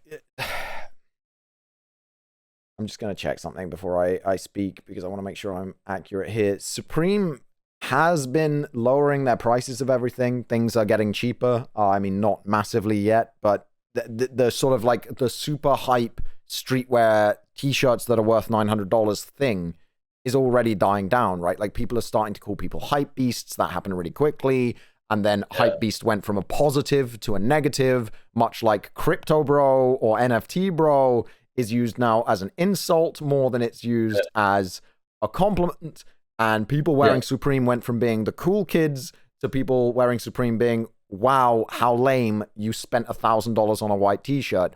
And so Supreme had to evolve their brand. They had to go much more like trendy streetwear, actually have fashion involved, actually have utility involved, make clothes that looked good, fit well, were comfortable, you know, were warm, that justified the price. And as a result, Supreme did take that new direction and they made cooler clothes than just a white t-shirt with the net logo on it or a brick, right? Like the meme wore off and Supreme had to transform as a brand to survive into just another premium streetwear brand, right? Yeah. When the hype wears off with NFTs, the existing NFTs, no matter what you say they are or what people are promising will be attached to them, the existing apes, I'm using apes as an example, obviously, but the existing apes can't have a transformative value. They are what they are. You can't transform the ape's value by saying, oh, you know, we're going to keep this company going, because there's no incentive for the people who created them to do so. Like once that value drops and they're no longer making shit tons of money, they can move on to the next grift, wash their hands of it, and be completely safe, legally be completely safe by the morality of the internet. They'll be like, oh, wow, we ran this amazing project that made all this money, and then everyone will invest in them for their next project. And the people are just left holding a useless token to a Munkee and being like, wait, but I invested my life savings in this. I put 50 grand into this. I put 100 grand into this. And now it's worth nothing because once that bubble pops, there's nothing holding it up. It's a house of cards. And this is what we've seen with industries in the past. It's what we've seen with trends and brands in the past. So yeah, it's great. They're doing a thing with Adidas. You can buy 10 of them. You can go on eBay, make a huge profit because you had an ape, and you can resell them on eBay. And then people might wear that streetwear. But that doesn't change the fact that in the long term, I just, for me, having observed markets and like the history of the value of collectibles and things like that, I mean, I've collected Zelda merch, for example, my entire life, and I see things spike in value, and I'm like, no, that's not going to last because it's not a particularly rare or cool thing. It's just something that hasn't been traded in a while. And you can see that with trends across the board.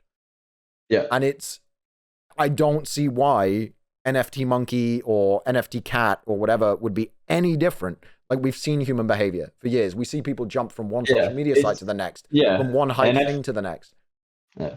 It's really difficult, I think, to speculate. I mean, apes have really only been around since like the start of the summer, so it's still a very new project in that sense. And I mean, the majority of NFTs are just so new in that sense. So what the value is long term, I don't think anyone really knows right now because we don't know how the tech is going to evolve. We don't know what the community is going to look like in 5 years. So let's maybe jump over to something that is a little bit more fun to talk about and the future potential like use cases of NFTs and how they potentially will transform different industries. Oh, I think 100%.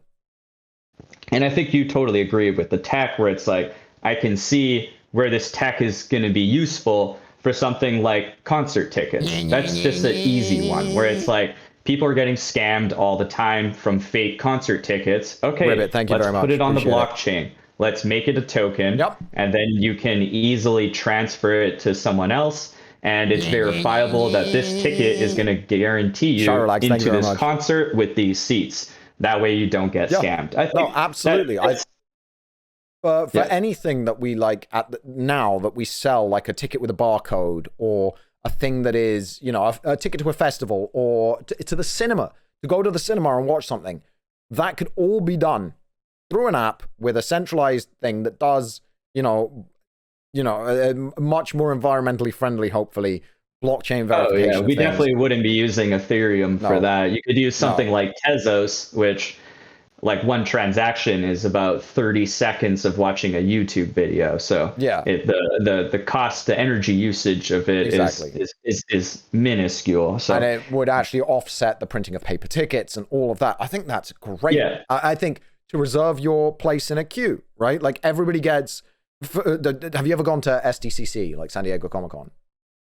Not San Diego, but other Comic Cons. Yeah, where you like enter a queue system, and then you have to wait in that queue system to see if you're randomly assigned a place in the queue, and then you try and buy tickets. Well, what you could do is you have an NFT, and it just goes, these ones are viable to buy tickets one day. And then if there are any tickets left over, then the next day it goes, now these ones are eligible to buy tickets.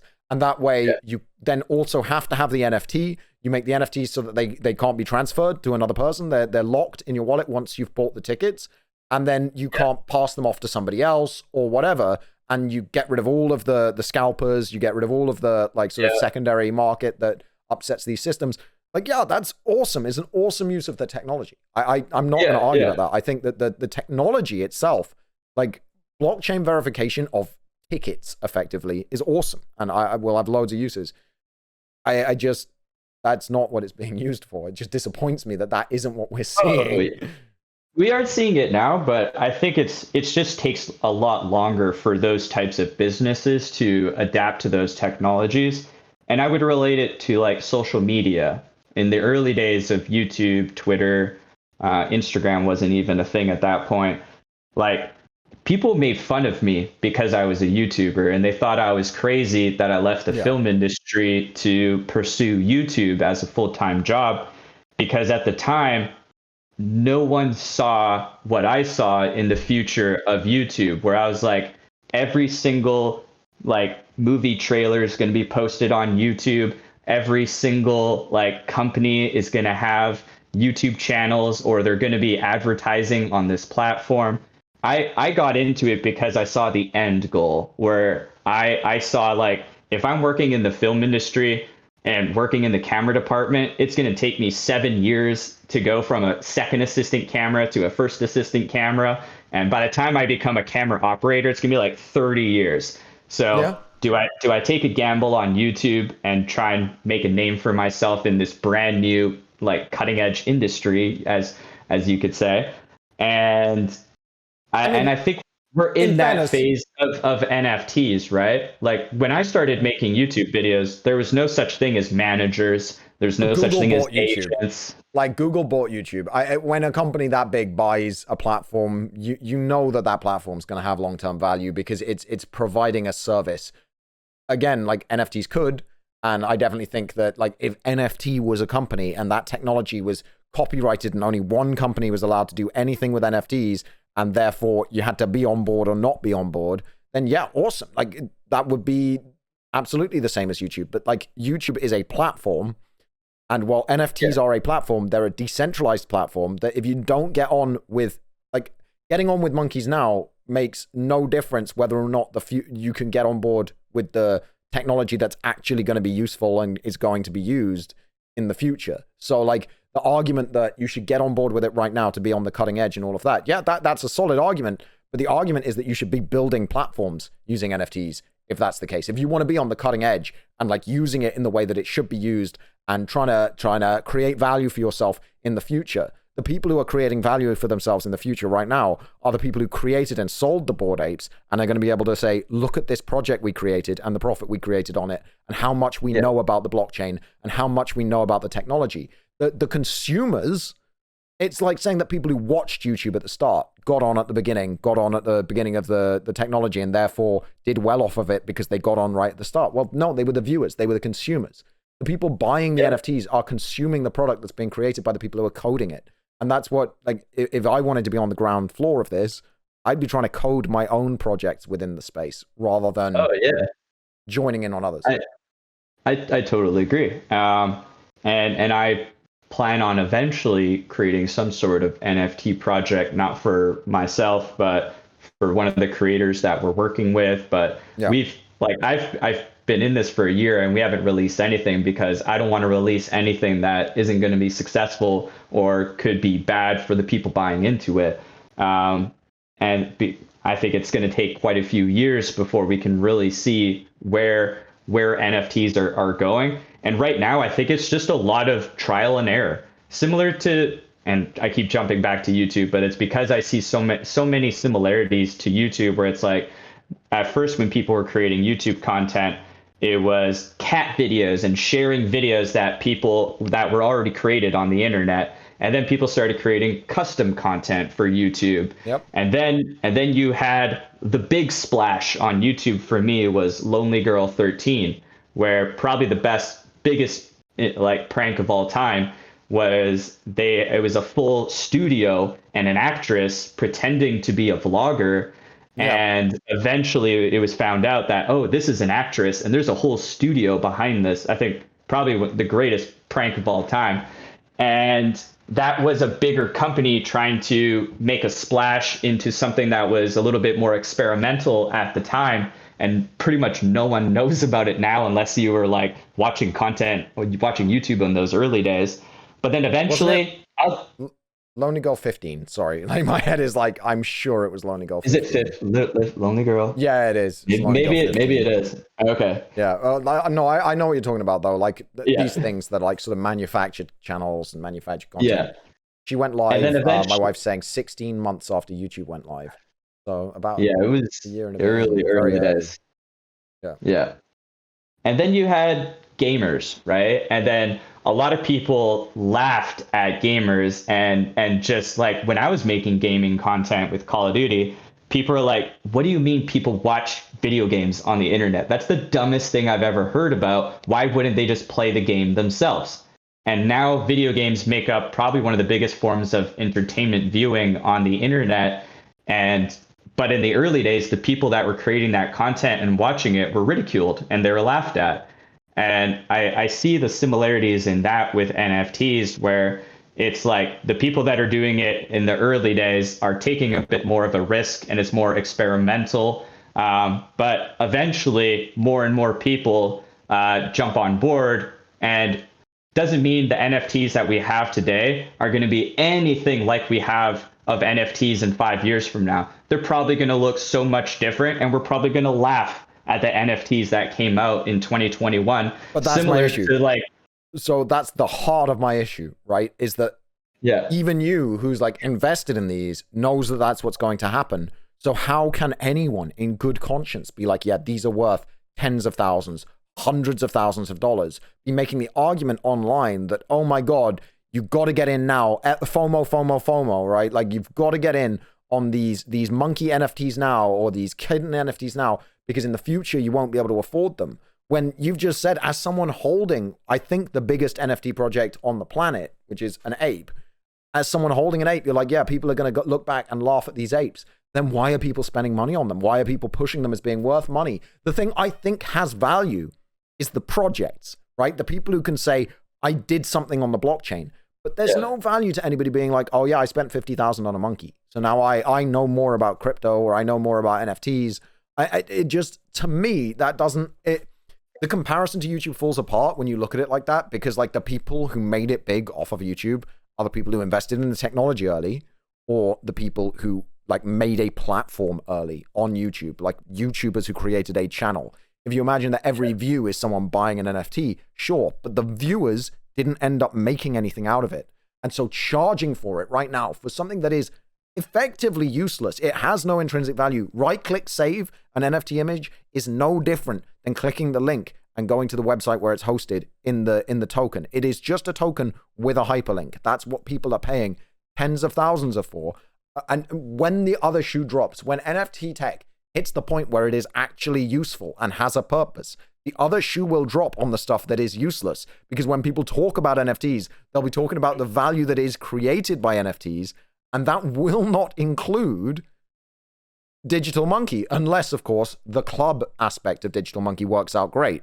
If it does, and I'm wrong, then sure, they will have that value in the fact that they make you part of an exclusive club.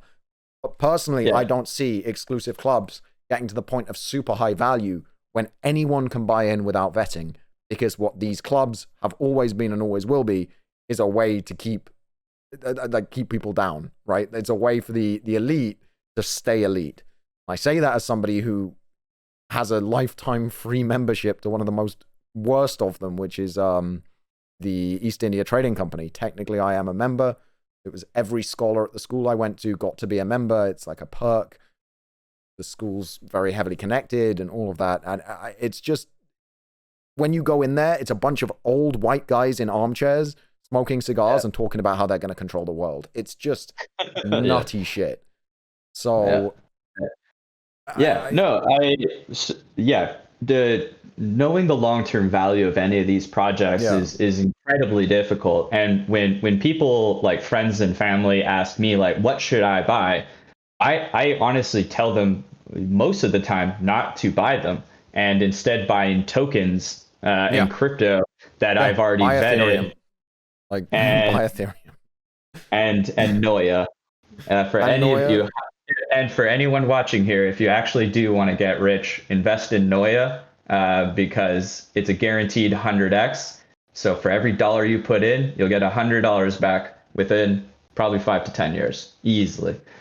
But how is Noya spelled? And I want to look into this so I can Noia crypto. Okay. Yes. I'm going to look into this. Please don't take that at face value. We are not financial advisors. Nothing here is financial advice on this stream. And I do not think that it will be a guaranteed 100x in 5 to 10 years. Please do your own research and look into the crypto, and we'll do that. We'll look at it. I believe Noya is I've heard of it before. Can I tell you a little bit about it? I think it's Web3 type stuff. Like it's a decentralized internet, basically. I think it's the most important token for Web3. And I think it's the most important token for the internet, to be honest, actually. What they've done is they've patented the technology to create a new layer on top of the current infrastructure of the internet. The current internet, how it works today, is very rudimentary, and it wasn't built for how often and how big the internet is today. So the way that we've talked about that before with Stream about how internet works and why it's inefficient. Like I've talked about Web3 in the past.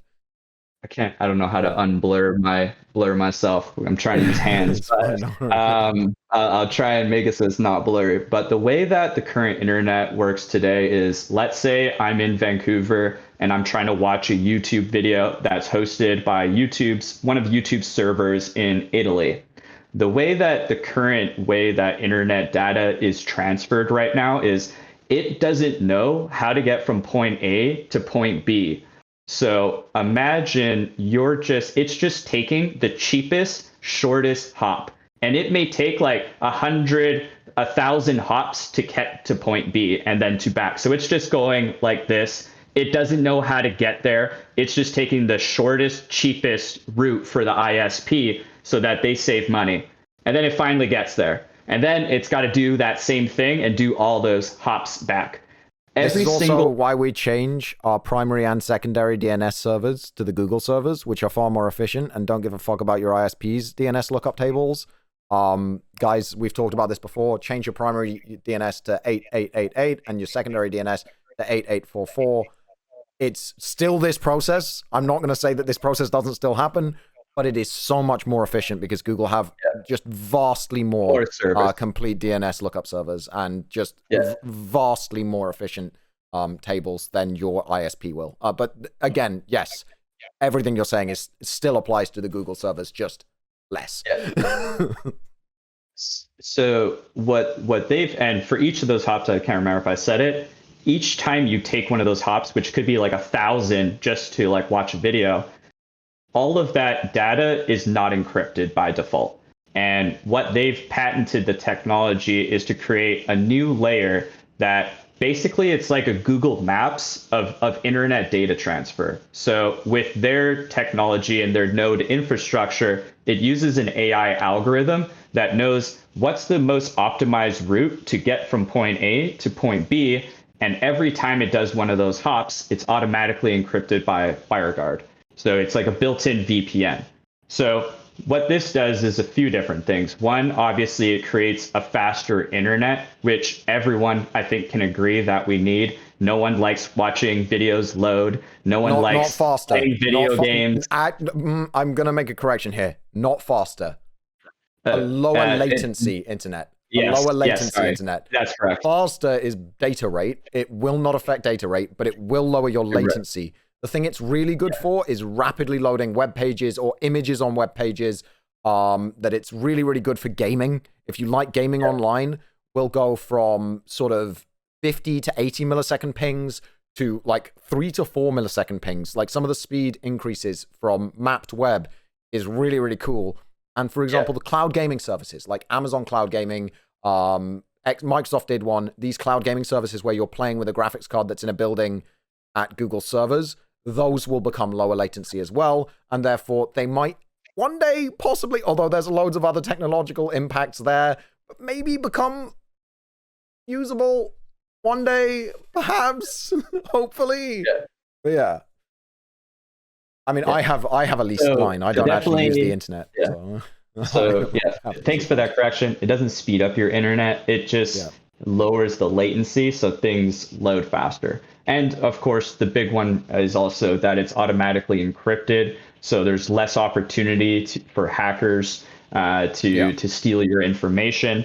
And the big value add, it isn't really actually for everyday people. It's actually for enterprise companies. So if you are Amazon Web Services, which makes the majority of Amazon's revenue, a lot of people don't realize that Amazon Web Services is the core business product of Amazon. It's not their website to sell you goods or their Prime Video or grocery stores, whatever. That's all just fluff. The main way they make money is through selling data to other companies and enterprises.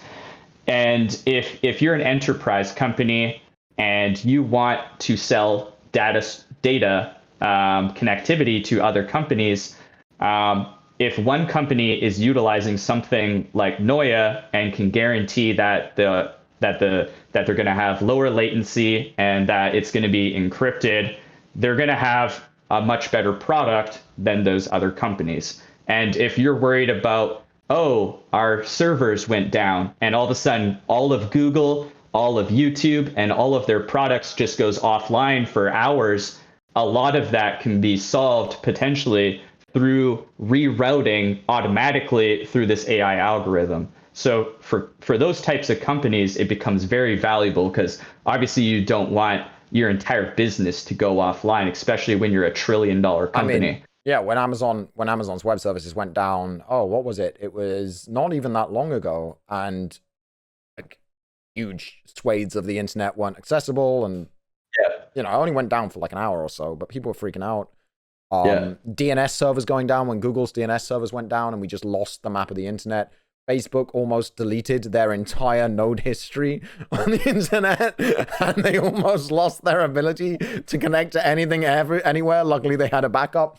But yeah, it does sort a lot of these issues out. It is a really good way to say is it Google Maps of the internet, and it lowers latencies across the board. And latency is a bigger issue with the net right now than speed. We've got fiber now. People getting 10, 100 gig connections are possible in some parts of the world now. Like, there is no universe in which 100 gigabit connection is going to be saturated by basically anybody in any business if you're not running a massive server farm where you might need a few of them.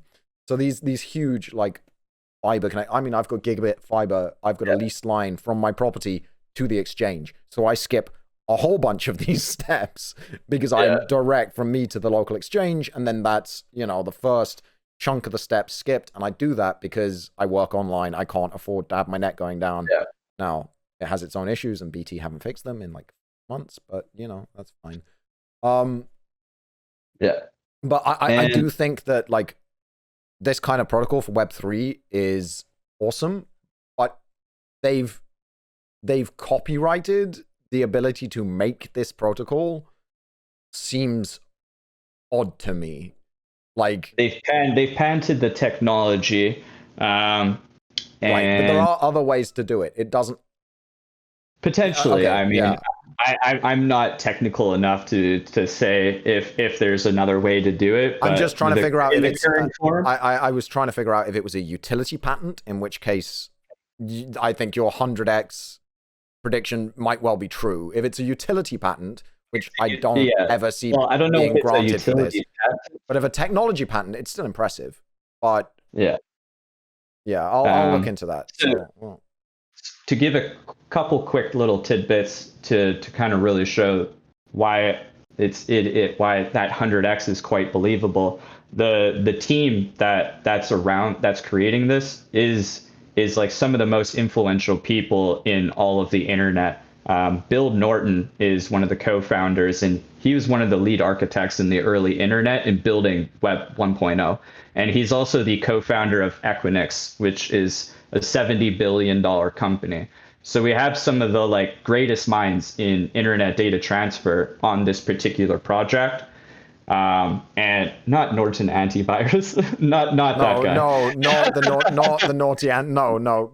Yeah. So I just saw in chat. I'm like, okay, no, not that crazy guy. This is a guy who's like pioneered like internet data transfer. Very, very different than that. He made Nanog, right? He was like part of Nanog back in like the like dial up back when it was like early protocols and all of that. Like he was working on that. And this was also the first blockchain project that gained a partnership with Microsoft in their blockchain accelerator. So in the early days of Syntropy Noia, Microsoft basically gave them developers and engineers to help work on this technology. They've also partnered with Oracle, and they've been basically on a hiring blitz. The last year, they've got like a 50 to 80 person team. A lot of the board like advisors are people from like massive internet telecoms. So their connections are being built for enterprise adoption. And right now, we don't really have enterprise adoption right now in blockchain. That's probably one of the things that really people point to and say crypto is a scam because no one's getting involved. But I believe actually this particular coin is probably going to be one of the first blockchain technologies that is going to be adopted by a large amount of enterprises over the next few years, because it makes sense for them to adopt it because it helps their current business. And once that adoption happens, it's similar to the network effect. The token is being utilized to power the entire network. And if you're like a tech business and you're looking to utilize their technology, you don't actually have to buy any crypto. You can use fiat, and then it's automatically automatically converted into Noia to basically run itself. So they don't need to go buy $1 million worth of Ethereum or Bitcoin or anything. They can just say, here's the bank wire money transfer of $1 million to pay for the service. It gets turned into Noia on Noia's end, and then it helps run the network basically. So in the utility aspect, I can't think of very many things that's going to be more valuable than internet data transfer in the next 10 years. I agree. And I think that like the big bottleneck in the internet right now is latency. Like we've seen that time and time again, that people's internet speeds the world over are getting faster and faster and faster. And actually the thing that's really lagging behind, especially in the first world, is latency, and sort of an internet side fix for latency when people spend, like businesses spend millions, banks spend trillions, like overall the industry, on having the fastest possible connection, the lowest latency connection to the stock exchange, etc. Like they have direct lines from fiber lines from there to their offices, and then instant distributions worldwide as fast as possible, the lowest possible latency. This is why banks are near stock exchanges in cities, because the closer you are, it's a shorter distance to transfer the information, and they're trying to make money. So there are lots and lots and lots of uses for super low latency internet that will, help average people or help industry and all of that. Now, I think the place that I would look at it is, I'm not sure that Neuer and Syntropy is going to be the answer, but they do seem to be like a strong leader in the field, especially with who's on board, as you said. I would like to stress to my audience that I don't personally believe it is a guaranteed 100x in 5 to 10 years. I think nothing is guaranteed, especially in these cutting edge spaces. Everything in these cutting edge spaces is constantly up for debate. I mean, something could be wrong with Neuer. It could come out and it doesn't function the way it's meant to, or the coin could crash and the system could fall apart. That could happen. Or Neuer could be, the core of Web3. And we are looking at Web3's development now, and trying to invest into Web3 is going to be one of the most explosive ways to make money if you invest in the right part of Web3. So I don't disagree with you on that at all.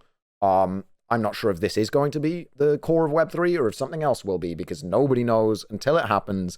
It'll just coalesce at some point and come together. I think it really depends on who the big guys invest in, and if Microsoft is invested in this, I think it is telling. So I'm going to look into that for myself. They don't even appear to be 15 proof of work, which is good. Not being proof of work is good. They're currently on kind of utilizing Polkadot and ERC20 contract, but they are building out their own blockchain. They're in the Amber chain right now, which is kind of like the middle stage before they can fully launch their own chain that's completely not utilizing anything. They're going to fork it, right? So they'll just everybody's Neuer will convert, I'm assuming. Yes. Yeah. The Neuer that you have will automatically convert. What they need to have for that in place is obviously all of the nodes and infrastructure in place, right? To make sure that it's going to be protected to make that change happen. So I don't know the timing of that, but it is planned for the future. And the ultimate goal for them eventually is to also become a decentralized organization where the token holders have a piece of ownership in the actual utility and token itself, so that the project is backed by the value of the internet. Which, by the way, when we were talking, sorry to go on a tangent, I just want to explain this to my chat. You remember when we were talking to the other guy who didn't actually understand NFTs, and so it was not as productive as this conversation, because he just did not know what he was talking about. When he kept talking about the value of cryptocurrency, like what backs the value of cryptocurrency, right now, it's the cryptocurrency's hype backs the value of cryptocurrency, really, because if people stop participating in a cryptocurrency, the network shrinks and it shrinks in value. If a cryptocurrency is backed by the value of the internet, that is a big economy to be backed by. The internet can be viewed as an economy. It is so heavily used and everything is transacted over the internet these days that would actually have a backing. So there is a lot interesting here, but it does hinge on this being what they want it to be. It does hinge on it working. So it does work. So it has been I mean, working as in being the one that's widely adopted, like being the solution that's widely adopted, because that's what it all comes down to. That 100%. This particular project's probably got a 5-year head start on anyone at this point, and they've got 15 Fortune 500 companies under NDA already piloting the technology. They don't market this coin. Like, they don't want you to know about it. Like we've talked about, rich people want other rich people in their community, and and I only know about this because I found out about it from some random Twitter post by a guy with a profile photo of a fucking dog, and then I looked into it and I was like, oh wow, this is some like the utility here is enormous, and this could actually change the way that the internet is used today. And what's really exciting to me is that it's not reliant on everyday users to prop up the value of it. they just need to bring on the big enterprise companies, because those are the companies that control all of the data centers in the world. So Yeah. if they get like 10 to 15 of those companies, that's probably like 50% of internet data transfer. They don't need to rely on billions of just everyday people. No, They no, I just know. need to get a few of these companies. Yeah. Yeah, no, that would be so partnered with sorry, I'm actually looking at like, so they're still on Ethereum right now, but yeah, they are Amber on Ethereum. Okay, so yeah, I mean, it is interesting. It is interesting. I'm going to read more about it. I've heard of it a couple of times before, but like very much in passing. I would definitely look into it. I think it's probably by far one of the best utility tokens in crypto that it's there in a is big right dip now. right now. So like, Uh, and I've been investing into it for the last year. So I'm saying this, and I'm like deep underwater because I just keep buying it every single month. But I've been buying it from like 25 cents all the way up to like 80 cents, basically, right? yeah, I'm just like a believer in the technology, and that it will be adopted. That I'm like, anything under $1 for me, I don't care, because the market cap right now is like 150 to 200 million dollars. Bill Norton's Equinix is 70 billion dollars, and he believes that this is probably one of the most important. This is the most important project he's ever worked on. And when you have someone who's that pivotal to internet yeah. today, I and who no, it's a strong argument. I think that saying anything in this space is a sure thing is a very risky statement to make. And like, that is, again, and it's also I should it's probably check that out, yeah. because I'm just like a bull in like technology, where I'm like maybe get a little bit like blinded because I get so interested Yeah. in the hype of the technology.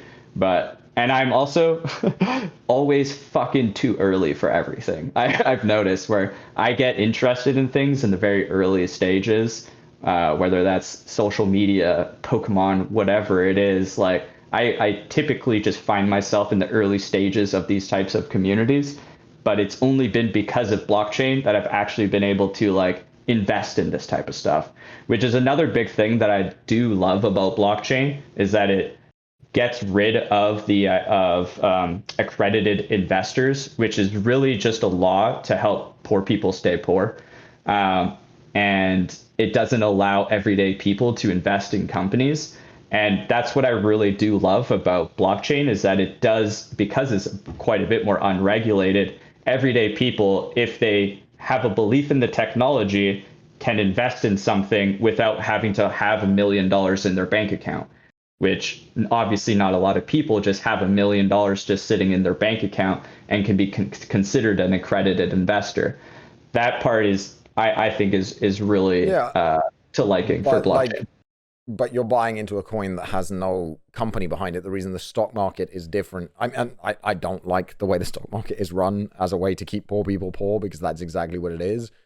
Yeah, But it's a big Ponzi. I think the answer to that is to stop the stock market and the way it's trading. I think trading futures is ridiculous. I think betting on companies failing shouldn't be allowed. Basically the kind of stock you should be allowed to do is, I want to buy a part of this company. I want to invest money in the company for the growth of the company, own a part of the company, and if it does well, I do well, and if it does badly, I do badly. I think that should be the only kind of stock trading. But doesn't mean that crypto is the answer. I think like, yeah, a new stock market is the answer. Like, not another sort of unregulated beast where it's, I mean, you just need to look at what Elon Musk has done, manipulating the price of crypto and how much profit he's made by causing like giant spikes and then giant crashes. And it's like, I don't know. Crypto, the whole thing just is so abusable right now because there is no regulation. There's no control. Like, the decentralization that everybody says is definitely being abused in many ways. Like, I got into it in 2017, and I put a lot of the money that I had saved up into it, and I lost probably like the majority of that money investing in scam coins for the most part. And my saving grace was investing in some of the few coins that did have utility for a longer term. Bitcoin, Ethereum, and Chainlink. And Chainlink was really the one that really saved me because I bought into Chainlink at 25 cents or so. And I by no means bought a lot of Chainlink, but it was enough where it's like, oh, wow, that's a pretty sizable return. Um, and I think so one thing I will say about like there are a lot of scam coins out there that are just like feeding off of people. But there is on the flip side, some of these, like I would say a lot of them aren't trying to be scams. It's new technology and they're taking a risk trying to build something. 90% of businesses and startups fail. And we don't call those scams because they're just regular businesses, but a lot of them are pretty scammy. And a lot of them, there's a lot of people out there that just do multiple like raises to raise money without actually having like actual product. Oh yeah, like Kickstarter scams. I've been fucked by Kickstarter scams so hard, dude. I invested into the NSGS Zero, which is a computer case. It was a fanless computer case with like a vapor chamber attached to it, and that was run by Kalios, which is like one of the largest server cooling providers in Europe. And they bailed on it. So like they bailed and they raised like, oh god, how much? They raised a lot of money. Oh yeah. And they scammed everybody. They just like, they kept giving like different excuses for why they weren't showing up to events with what they said they would. And then eventually sent us an email going, hey, we're not doing it. But if you want to invest in the NSGS1, here's the link. And it's just the same scam again. So like, I get that, but that doesn't, like, one thing being a scam doesn't mean that something else isn't. You know, they can both be scams. I feel like that's where we're at with crypto right now. It's like the vast majority everywhere. Yeah. Oh yeah. And it's the same with any new technology. You know, any new gold rush is always going to have the people taking advantage. But when it so outnumbers people who are actually trying to do cool things with the tech, to me it just feels like it's hurting the tech. You know, China banning crypto because it was being used just to scam people and to avoid the government as well. I don't know if for China, for me, is more about a population control for me.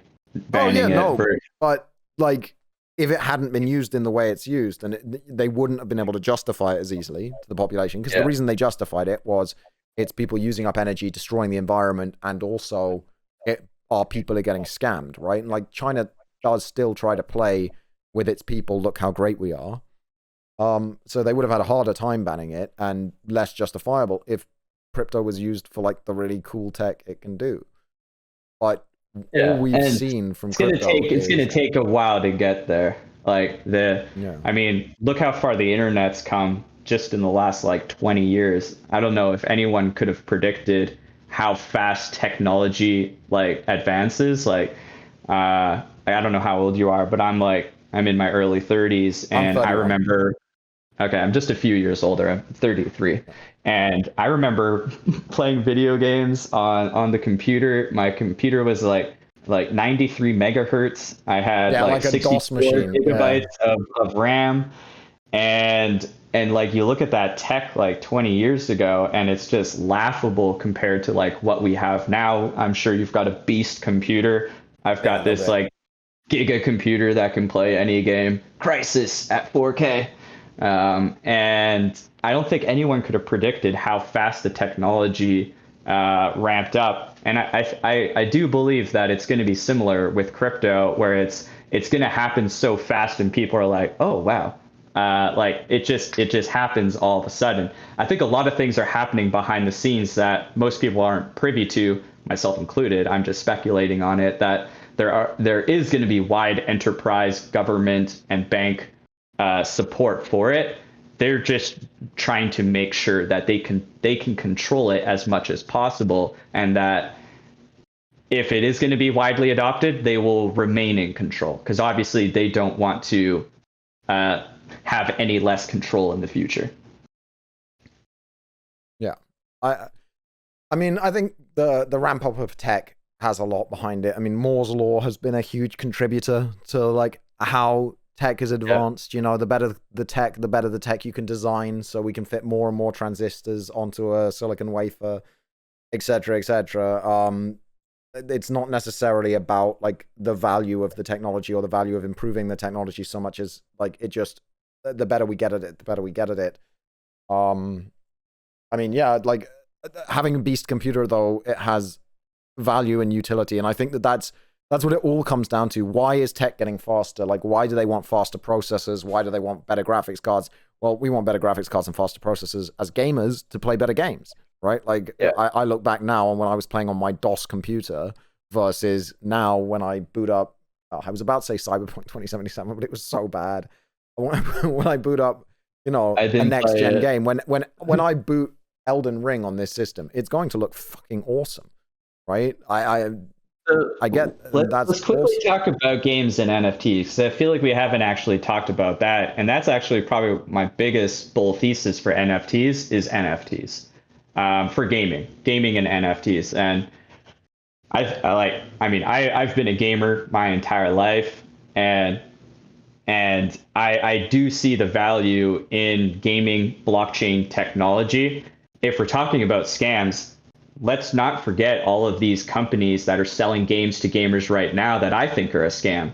Yeah. Rockstar Games just released basically an AI algorithm of Grand Theft Auto, probably cost them $42 to make. And how much did they sell that game to consumers for? Complete scam. And then you've got Blizzard Activision, which has just been a colossal. Wasn't that a free demo? The GTA, the AI GTA? Wasn't that a free demo? I don't think people would have been complaining that much if it was free. If it was, I'd be surprised, but I thought they were charging for that. I don't know why people would complain so much if it was free. But most of these game companies that are coming out with their games right now are only for the profit of the company, and they're getting worse and worse and worse every year. How many good games have we got in the last like 5 years that haven't come from like small studios or indie developers? It's just AAA has just become like just absolutely unplayable at this point in time. It's like, for the most part, these games are just like clunky. They don't work. They're reliant on updates coming out like 2 to 3 months from now. It's just a terrible process. And where I think potentially blockchain and NFTs can help solve some of that. I think you've combined two things. So the GTA AI demo was a free tech demo for RTX card owners to sort of check out what next gen world generation is going to be like, where they can generate with an AI to have super detailed worlds. The thing people are pissed off at is the re-release of old Grand Theft Auto games. That's what I was talking to. That look like shit. That was what I was. Yeah, where they've just used they've used AI upscaling for the models as well as the textures. Yeah. Okay. So no, the AI version of GTA was free, but it was just like you could drive around the city, and it was on like an AI generated city. But that's just like for like super like future tech demo of something we're never going to see in an operable game. Yeah, anytime soon, because I've got a 3090 and I ran that demo at like 15 frames per second, 14 to 15 frames per second. But yeah, no, the re-release of the GTA games was just, that was a scam. That was a scam. So we do have scams in the current gaming world, and where I think NFTs and blockchain eventually can have a role to play is basically Roblox is probably the best example of a metaverse right now. I think Roblox is the most metaverse. It embodies the metaverse better than any other game currently right now. And I see you smiling, and you probably haven't. I don't know Roblox clearly, because like I've seen Roblox, and it's like this. It's a tool for making mini games. Basically, it's a platform to build mini games in. Effectively, is that not? Yeah. So what Roblox is, and people look at Roblox as like what's the game, right? Roblox isn't a game. Roblox is an engine, right? So anyone can make a Roblox game, and anyone can create Roblox clothing, avatars, animations, and their own games. So it's an entire ecosystem that utilizes different people's strengths, and it's like an economy in itself. You can be a digital artist and you can create clothing that can be used for your avatars in any Roblox game. You can be an animator and create animations that can be bought for the platform so that your character does a specific animation. No different than like a Fortnite or whatever. But the idea is that with Fortnite, all of those animations and skins are created by the company. With Roblox, it's all created by the community. So anyone can actually participate in building this metaverse. And with Roblox, they don't build any games. They just have the engine, and anyone can create their own video game. Similar to, like, let's say a Minecraft server having its own kind of like mini game, but you can do whatever you want and create your own video game. And you can do that in Minecraft Bedrock as well, right? They've got the creator thing for Minecraft Bedrock where people can create packs and games and mechanics and all of that and plug into the okay. So it's the same sort of thing as that, but like but it's all more connected, right? And so if you're a Roblox developer creating a game, you don't have to worry about creating 1,000 different assets for clothing. You can just tap into the already created marketplace that already has all these assets already created by artists. And then you can give like a royalty if anyone buys it in the actual video game itself. So it creates its own ecosystem in a way that it incentivizes more people to keep building and adding value to the platform. And it grows as more people get involved. So obviously Roblox maybe isn't the cup of tea for you and I, but imagine something that was utilizing Unreal Engine and was like really high quality graphics, but the same idea, where it's like anyone can create these universes and people are creating their own video games. But then in a separate marketplace are all these items and clothing, weapons, characters, like vehicles, whatever you VR want, right? Chat. VR chat with games. Yeah. So that's where I get really excited with like blockchain technology, NFTs, is that idea of world building and it being a platform where anyone can create their own world in this like over and like enveloping world. And that's where I see blockchain being utilized, where it's like, I'm going to create this 3D piece of clothing that can be used by any game using this platform, and I'll collect a royalty on any of that automatically when it's used. Now, that's obviously that could be centralized. NFTs, because you want to make it so that there's only one of that T-shirt or only one of that jacket that you've created. So like to have that, you have to have bought the NFT. Okay. So there could be limited like scarcity, or it could be totally open, right? So you could release a piece of clothing where maybe there's infinite amount. You just have to mint it. It's created. Now you can wear it in any of these different video games. But if it's infinite amount, why would it need to be an NFT? We have systems in place already that do that. Or do you want the whole game to be decentralized? Just so that everything is decentralized and it's all interconnected. And then maybe that same artist could release something that maybe there's only 10,000 of it, 100,000, 10, whatever it is. It's going to be up to each individual person. And then all of that is interconnected and could be bought and sold. So when people have the argument of like, oh, if they shut this video game down, everything is worthless. But I'm looking more into like the future of like a Roblox platform where everything is interconnected. And even if this one game on Roblox shuts down, I can still utilize all of these assets for all of these other things that are being built and played on. But, okay, I'm going to say this in the nicest possible way. The vast majority of indie games or indie assets are going to be shite, right? Like, right now, but with AI technology, it's going to get better and better, where it's probably going to be an AI generating it and then an artist just touching it up, honestly. That's the future of a lot of artwork. I mean, of a lot of asset creation, yeah, but game creation, like mechanics and stories and all of that. Like, maybe I'm a bit biased because I'm not a Mamorpaga guy. Like, I don't do the Mamorpagas, and this sounds like it would lend itself the best to like an interlinked world of different MMORPGs. So it's like, oh, I want to play in a space universe. All right, I'm gonna fly off to the space universe, but I can still wear the silly chicken hat that I like to wear in my swords and magic universe, so that people know that when I walk past in my NFT chicken hat that it's me, because I'm the only one who has the chicken hat, like type of stuff. I get the like isekai anime appeal. I understand it, but I've never been able to get into that kind of game.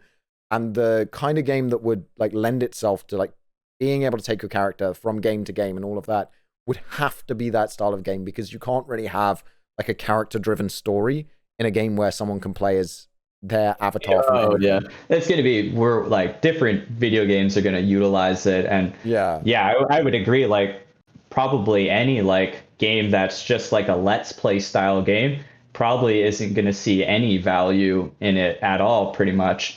This is primarily, I would say, for like multiplayer, especially MMOs and stuff like that. Definitely can agree with that. Even in like a shooter, like a counter, it's probably not going to hold too much value. But I disagree entirely. I think in that kind of game, like a shooter would tie into that universe just fine, because again, your character doesn't have. I think any game where the character has to have like a story behind them, or has to have like story-driven interactions, is going to struggle with a system like this.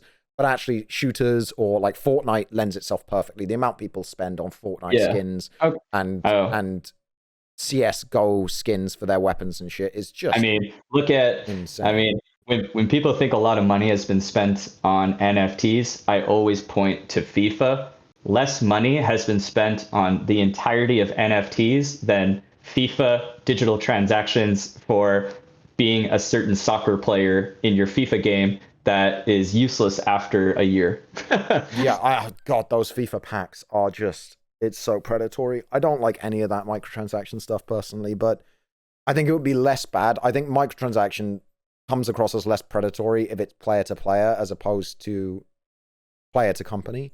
I think player to company microtransactions are awful. And but player what do you think about play to earn games? What do I think about play to earn games? I think Remco, thank you very much for the 32 months. I think the problem with play to earn games right now is that the amount of time you would have to play to earn any like even close to reasonable quantity of money is just insane. Or you had to get on super early. What's that one that's like the simulated universe where the nightclub sold for like millions? The deed to a nightclub sold. Oh, are you talking about Afterlife? That's not blockchain, but it's not blockchain, but it's the same sort of concept of you can own land in the world. Afterlife, One Life, Second Life. No, it wasn't. It wasn't. It was Club Are you talking Never Die. about 1 second. It's Entropia. Entropia. It's like this super high-tech project that has a bunch of really rich people playing it for some reason. And a guy sold his nightclub for $635,000 on the thing because it's got like super like strict rules where you can like mine minerals on asteroids and stuff, and you have to have the minerals to build things and all of that. And he bought an asteroid for 100,000, and it just happened to have a shit ton of minerals and shit on it, because you don't find out until you buy it. And then he built a nightclub on it. It became super popular, and then sold for $635,000. In this game that then just died. It died a few years later. But it is an example of this kind of system.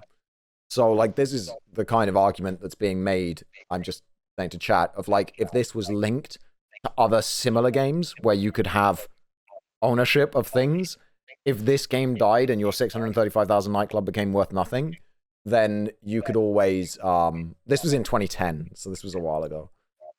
You could always transfer some of that wealth or all of that wealth to another game in this sort of metaverse which is owned by the players. It's no one company would own every game on this chain. No one company would own everything about this chain.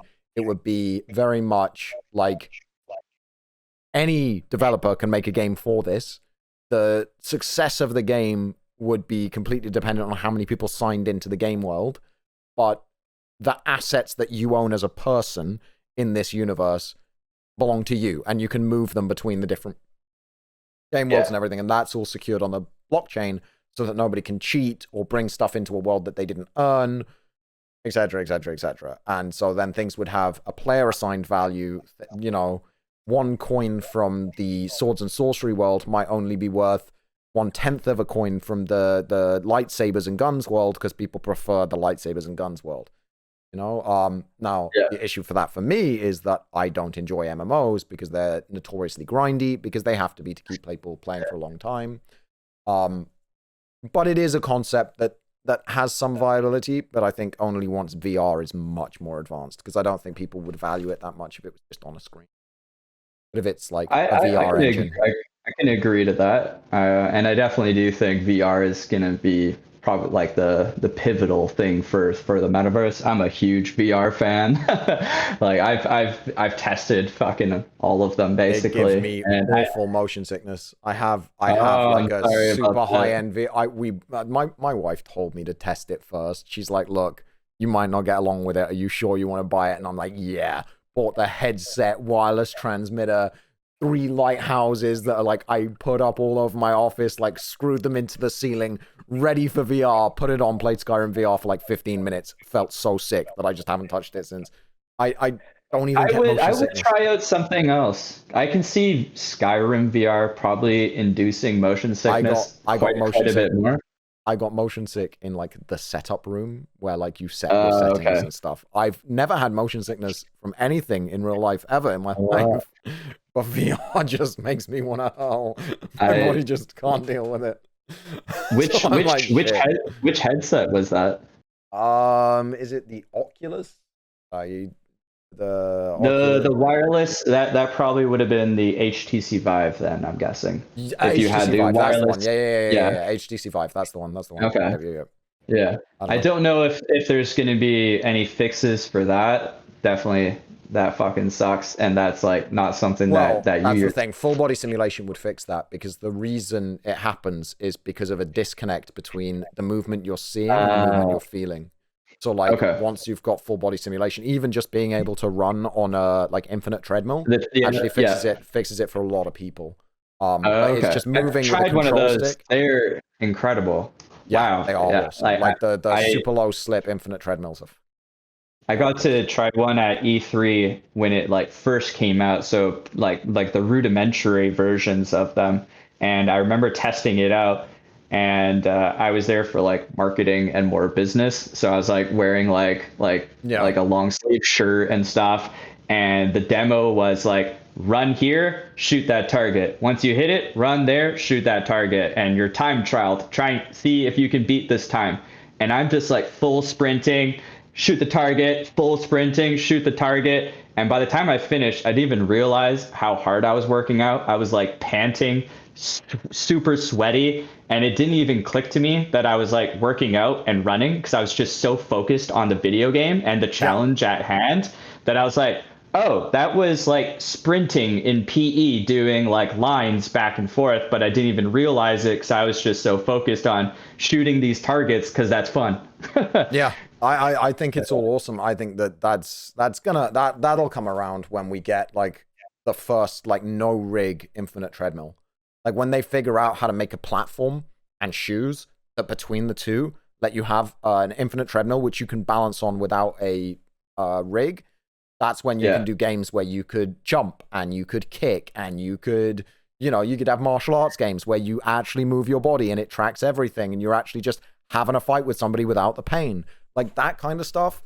I'm down. I'm super, super down for that kind of thing. I'm excited for that. I think that's the future of actual esports. I think it will evolve where you'll have to be like an actual top tier athlete in the future of esports for like shooters and stuff like that. Maybe not League of Legends and stuff like Why that. not? Maybe. Why not League of Legends? Why would you not play that? I mean, Smite is a third-person tower defense, what MOBA, and Yeah. I like Smite better than I like LoL because I like the perspective. But I think a Okay, MOBA that's where a good point. Yeah, it's a not MOBA top down. in VR would be awesome because getting ganked from jungle would be so much more scary and like surprising if it's a dude with an assassin ability where he's turned invisible, runs out of jungle and just pops up behind you and you're like, shit, there's someone behind me, stabbed in the back, you know, and it's like physically tracks damage and stuff. That could be a really, really cool way to do it.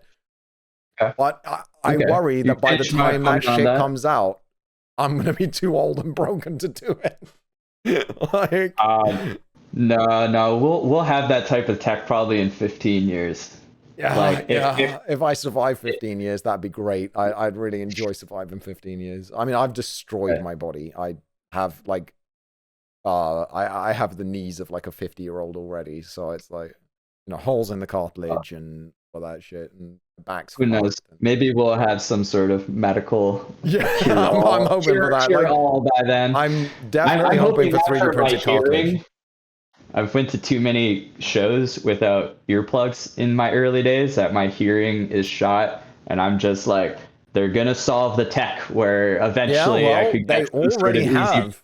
If you had umbilical cord blood harvesting done when you were born, if they'd harvested the umbilical cord blood, they already have fixes for hearing, where they can like completely restore. Like they've shown it. They've proven the concept perfectly of like stem cells to eardrum to implantation to complete restoration of hearing.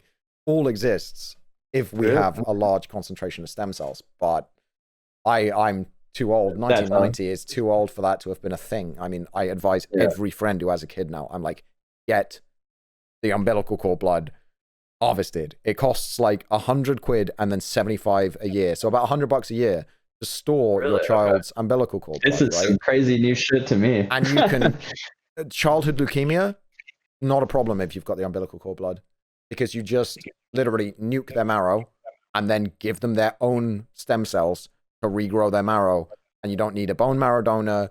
You don't need anything to like fix the issue. You don't need to try and suppress the immune system to stop the immune response of like having foreign bone marrow, anything like that. It's all just fine. It's like it's your own shit, and now your childhood leukemia is solved, or all of this, and it's so important. I'm a geneticist. I that's what I did at university, is genetics. So I'm, you know, that's why I learned genetics real good in the bio. So this is the kind of stuff that I like. It's like the restorative stuff. That's some crazy stuff.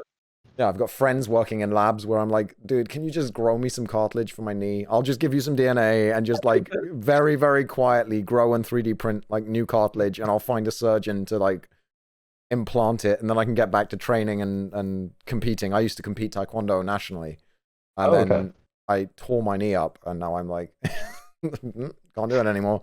But if I can get new cartilage, so that kind of stuff's awesome as well. Like tech is advancing everywhere. I do like that. Anything tech touches, it's revolutionizing as we see. I'm not really tech per se, but another thing I'm strong proponent for is also psychedelic medicine for a host of different issues as well. I think that is the tests that show that LSD helps with bipolar and things like that. These small tests, depression, anxiety, quite a few, especially for cancer patients, terminally ill. Microdosing's cool. I think like all the studies into microdosing and stuff is awesome, but like a lot of people misinterpret it as well and think like, oh, I'll take a tab of LSD and that'll cure my depression. It's like, no, it's so the amounts they're giving people that's showing results is like such tiny amounts they don't even feel the effects. There's like no effect felt. It's not getting high. It's like medicine. Yeah. If you're looking for having those transformative experiences, it's much larger doses, typically like 5 to 6 grams. But it's also not just done at like a music festival or with your friends. It's very important to have your set and setting. That's the key to it. I think I would have to say I don't really condone the use of dangerous illegal drugs. Like there is a lot of danger to psychedelics. Not necessarily physical danger to your body, but like long-term brain damage danger is super, super prevalent. And while it can be used to treat bipolar syndrome, for example, it's also one of the biggest causes of it. So like the areas of the brain it affects and manipulates, I think it would need to be we need medical. a lot more testing to be done. Oh yeah, I was mentioning that as setting. Smoke weed, be safe. Yeah. Okay, that's fair. For those larger dosages, I was like, for set and setting, that's more like it should be done with like a trained therapist where they're like guiding you through it. Oh, and it's for not like severe trauma. Yeah. Severe like trauma PTSD and stuff like that. And it's also not something that you should be doing often. This is like you're using it like once every few years type deal. Yeah. And anything can be abused and turned into a negative. But yeah, I agree. Just smoke weed and you'll be fine. I'm a big proponent for legalization. I think that weed is actually way better than alcohol. If alcohol and tobacco is legal, then weed should be legal. Yeah, I mean, I live where Canada already legalized it, so living somewhere, and actually where I live in BC, they've actually introduced legislation to try and decriminalize all drugs. Because we have a fentanyl epidemic where I live, where it's just taken over the city, and we have more fentanyl overdoses than in this year than overall COVID ever. Jesus. And it's a much bigger issue because it's just so addictive, right? And it's primarily actual use cases for medicine by doctors and nurses in tiny microscopic amounts to relieve pain for major surgeries and stuff like that. But I mean, it's also used for like recovery from certain addictions and stuff in small doses. I mean, it's not there to be a recreational drug. Nothing with an absorption speed that high. So that's like why morphine's used in hospitals, chat, but heroin isn't. Although dimorphine is actually used in hospitals as well, and dimorphine is literally heroin, but it's used in like extreme trauma cases where the shock will kill them if you don't get like painkiller into them incredibly quickly. Morphine and heroin have basically exactly the same effect. The difference is the speed at which your body absorbs it. It's like 10 times faster with heroin, and that's why it was heroin. It was the hero when it was developed by the guy who developed it, because it was a more efficient morphine. But the problem is, the faster it affects you, the more it chemically addicts you. So it's very, very, very addictive, as opposed to just very, very addictive like morphine. And so we have all kinds of issues with opiates. And I know that I would be an opiate addict if I ever started. Like, I would never be able to stop. I agree. That's why I've never touched anything that's chemically addictive, because I know I'd be fucking out on the streets in probably 3 weeks. I've had morphine twice in my life. Once when I did my shoulder in, and once when I did my knee in. And both times it was like watching the clock with the little trigger, and you've got a certain amount that you can have. Like, I had 2 presses an hour for my shoulder because it was really bad.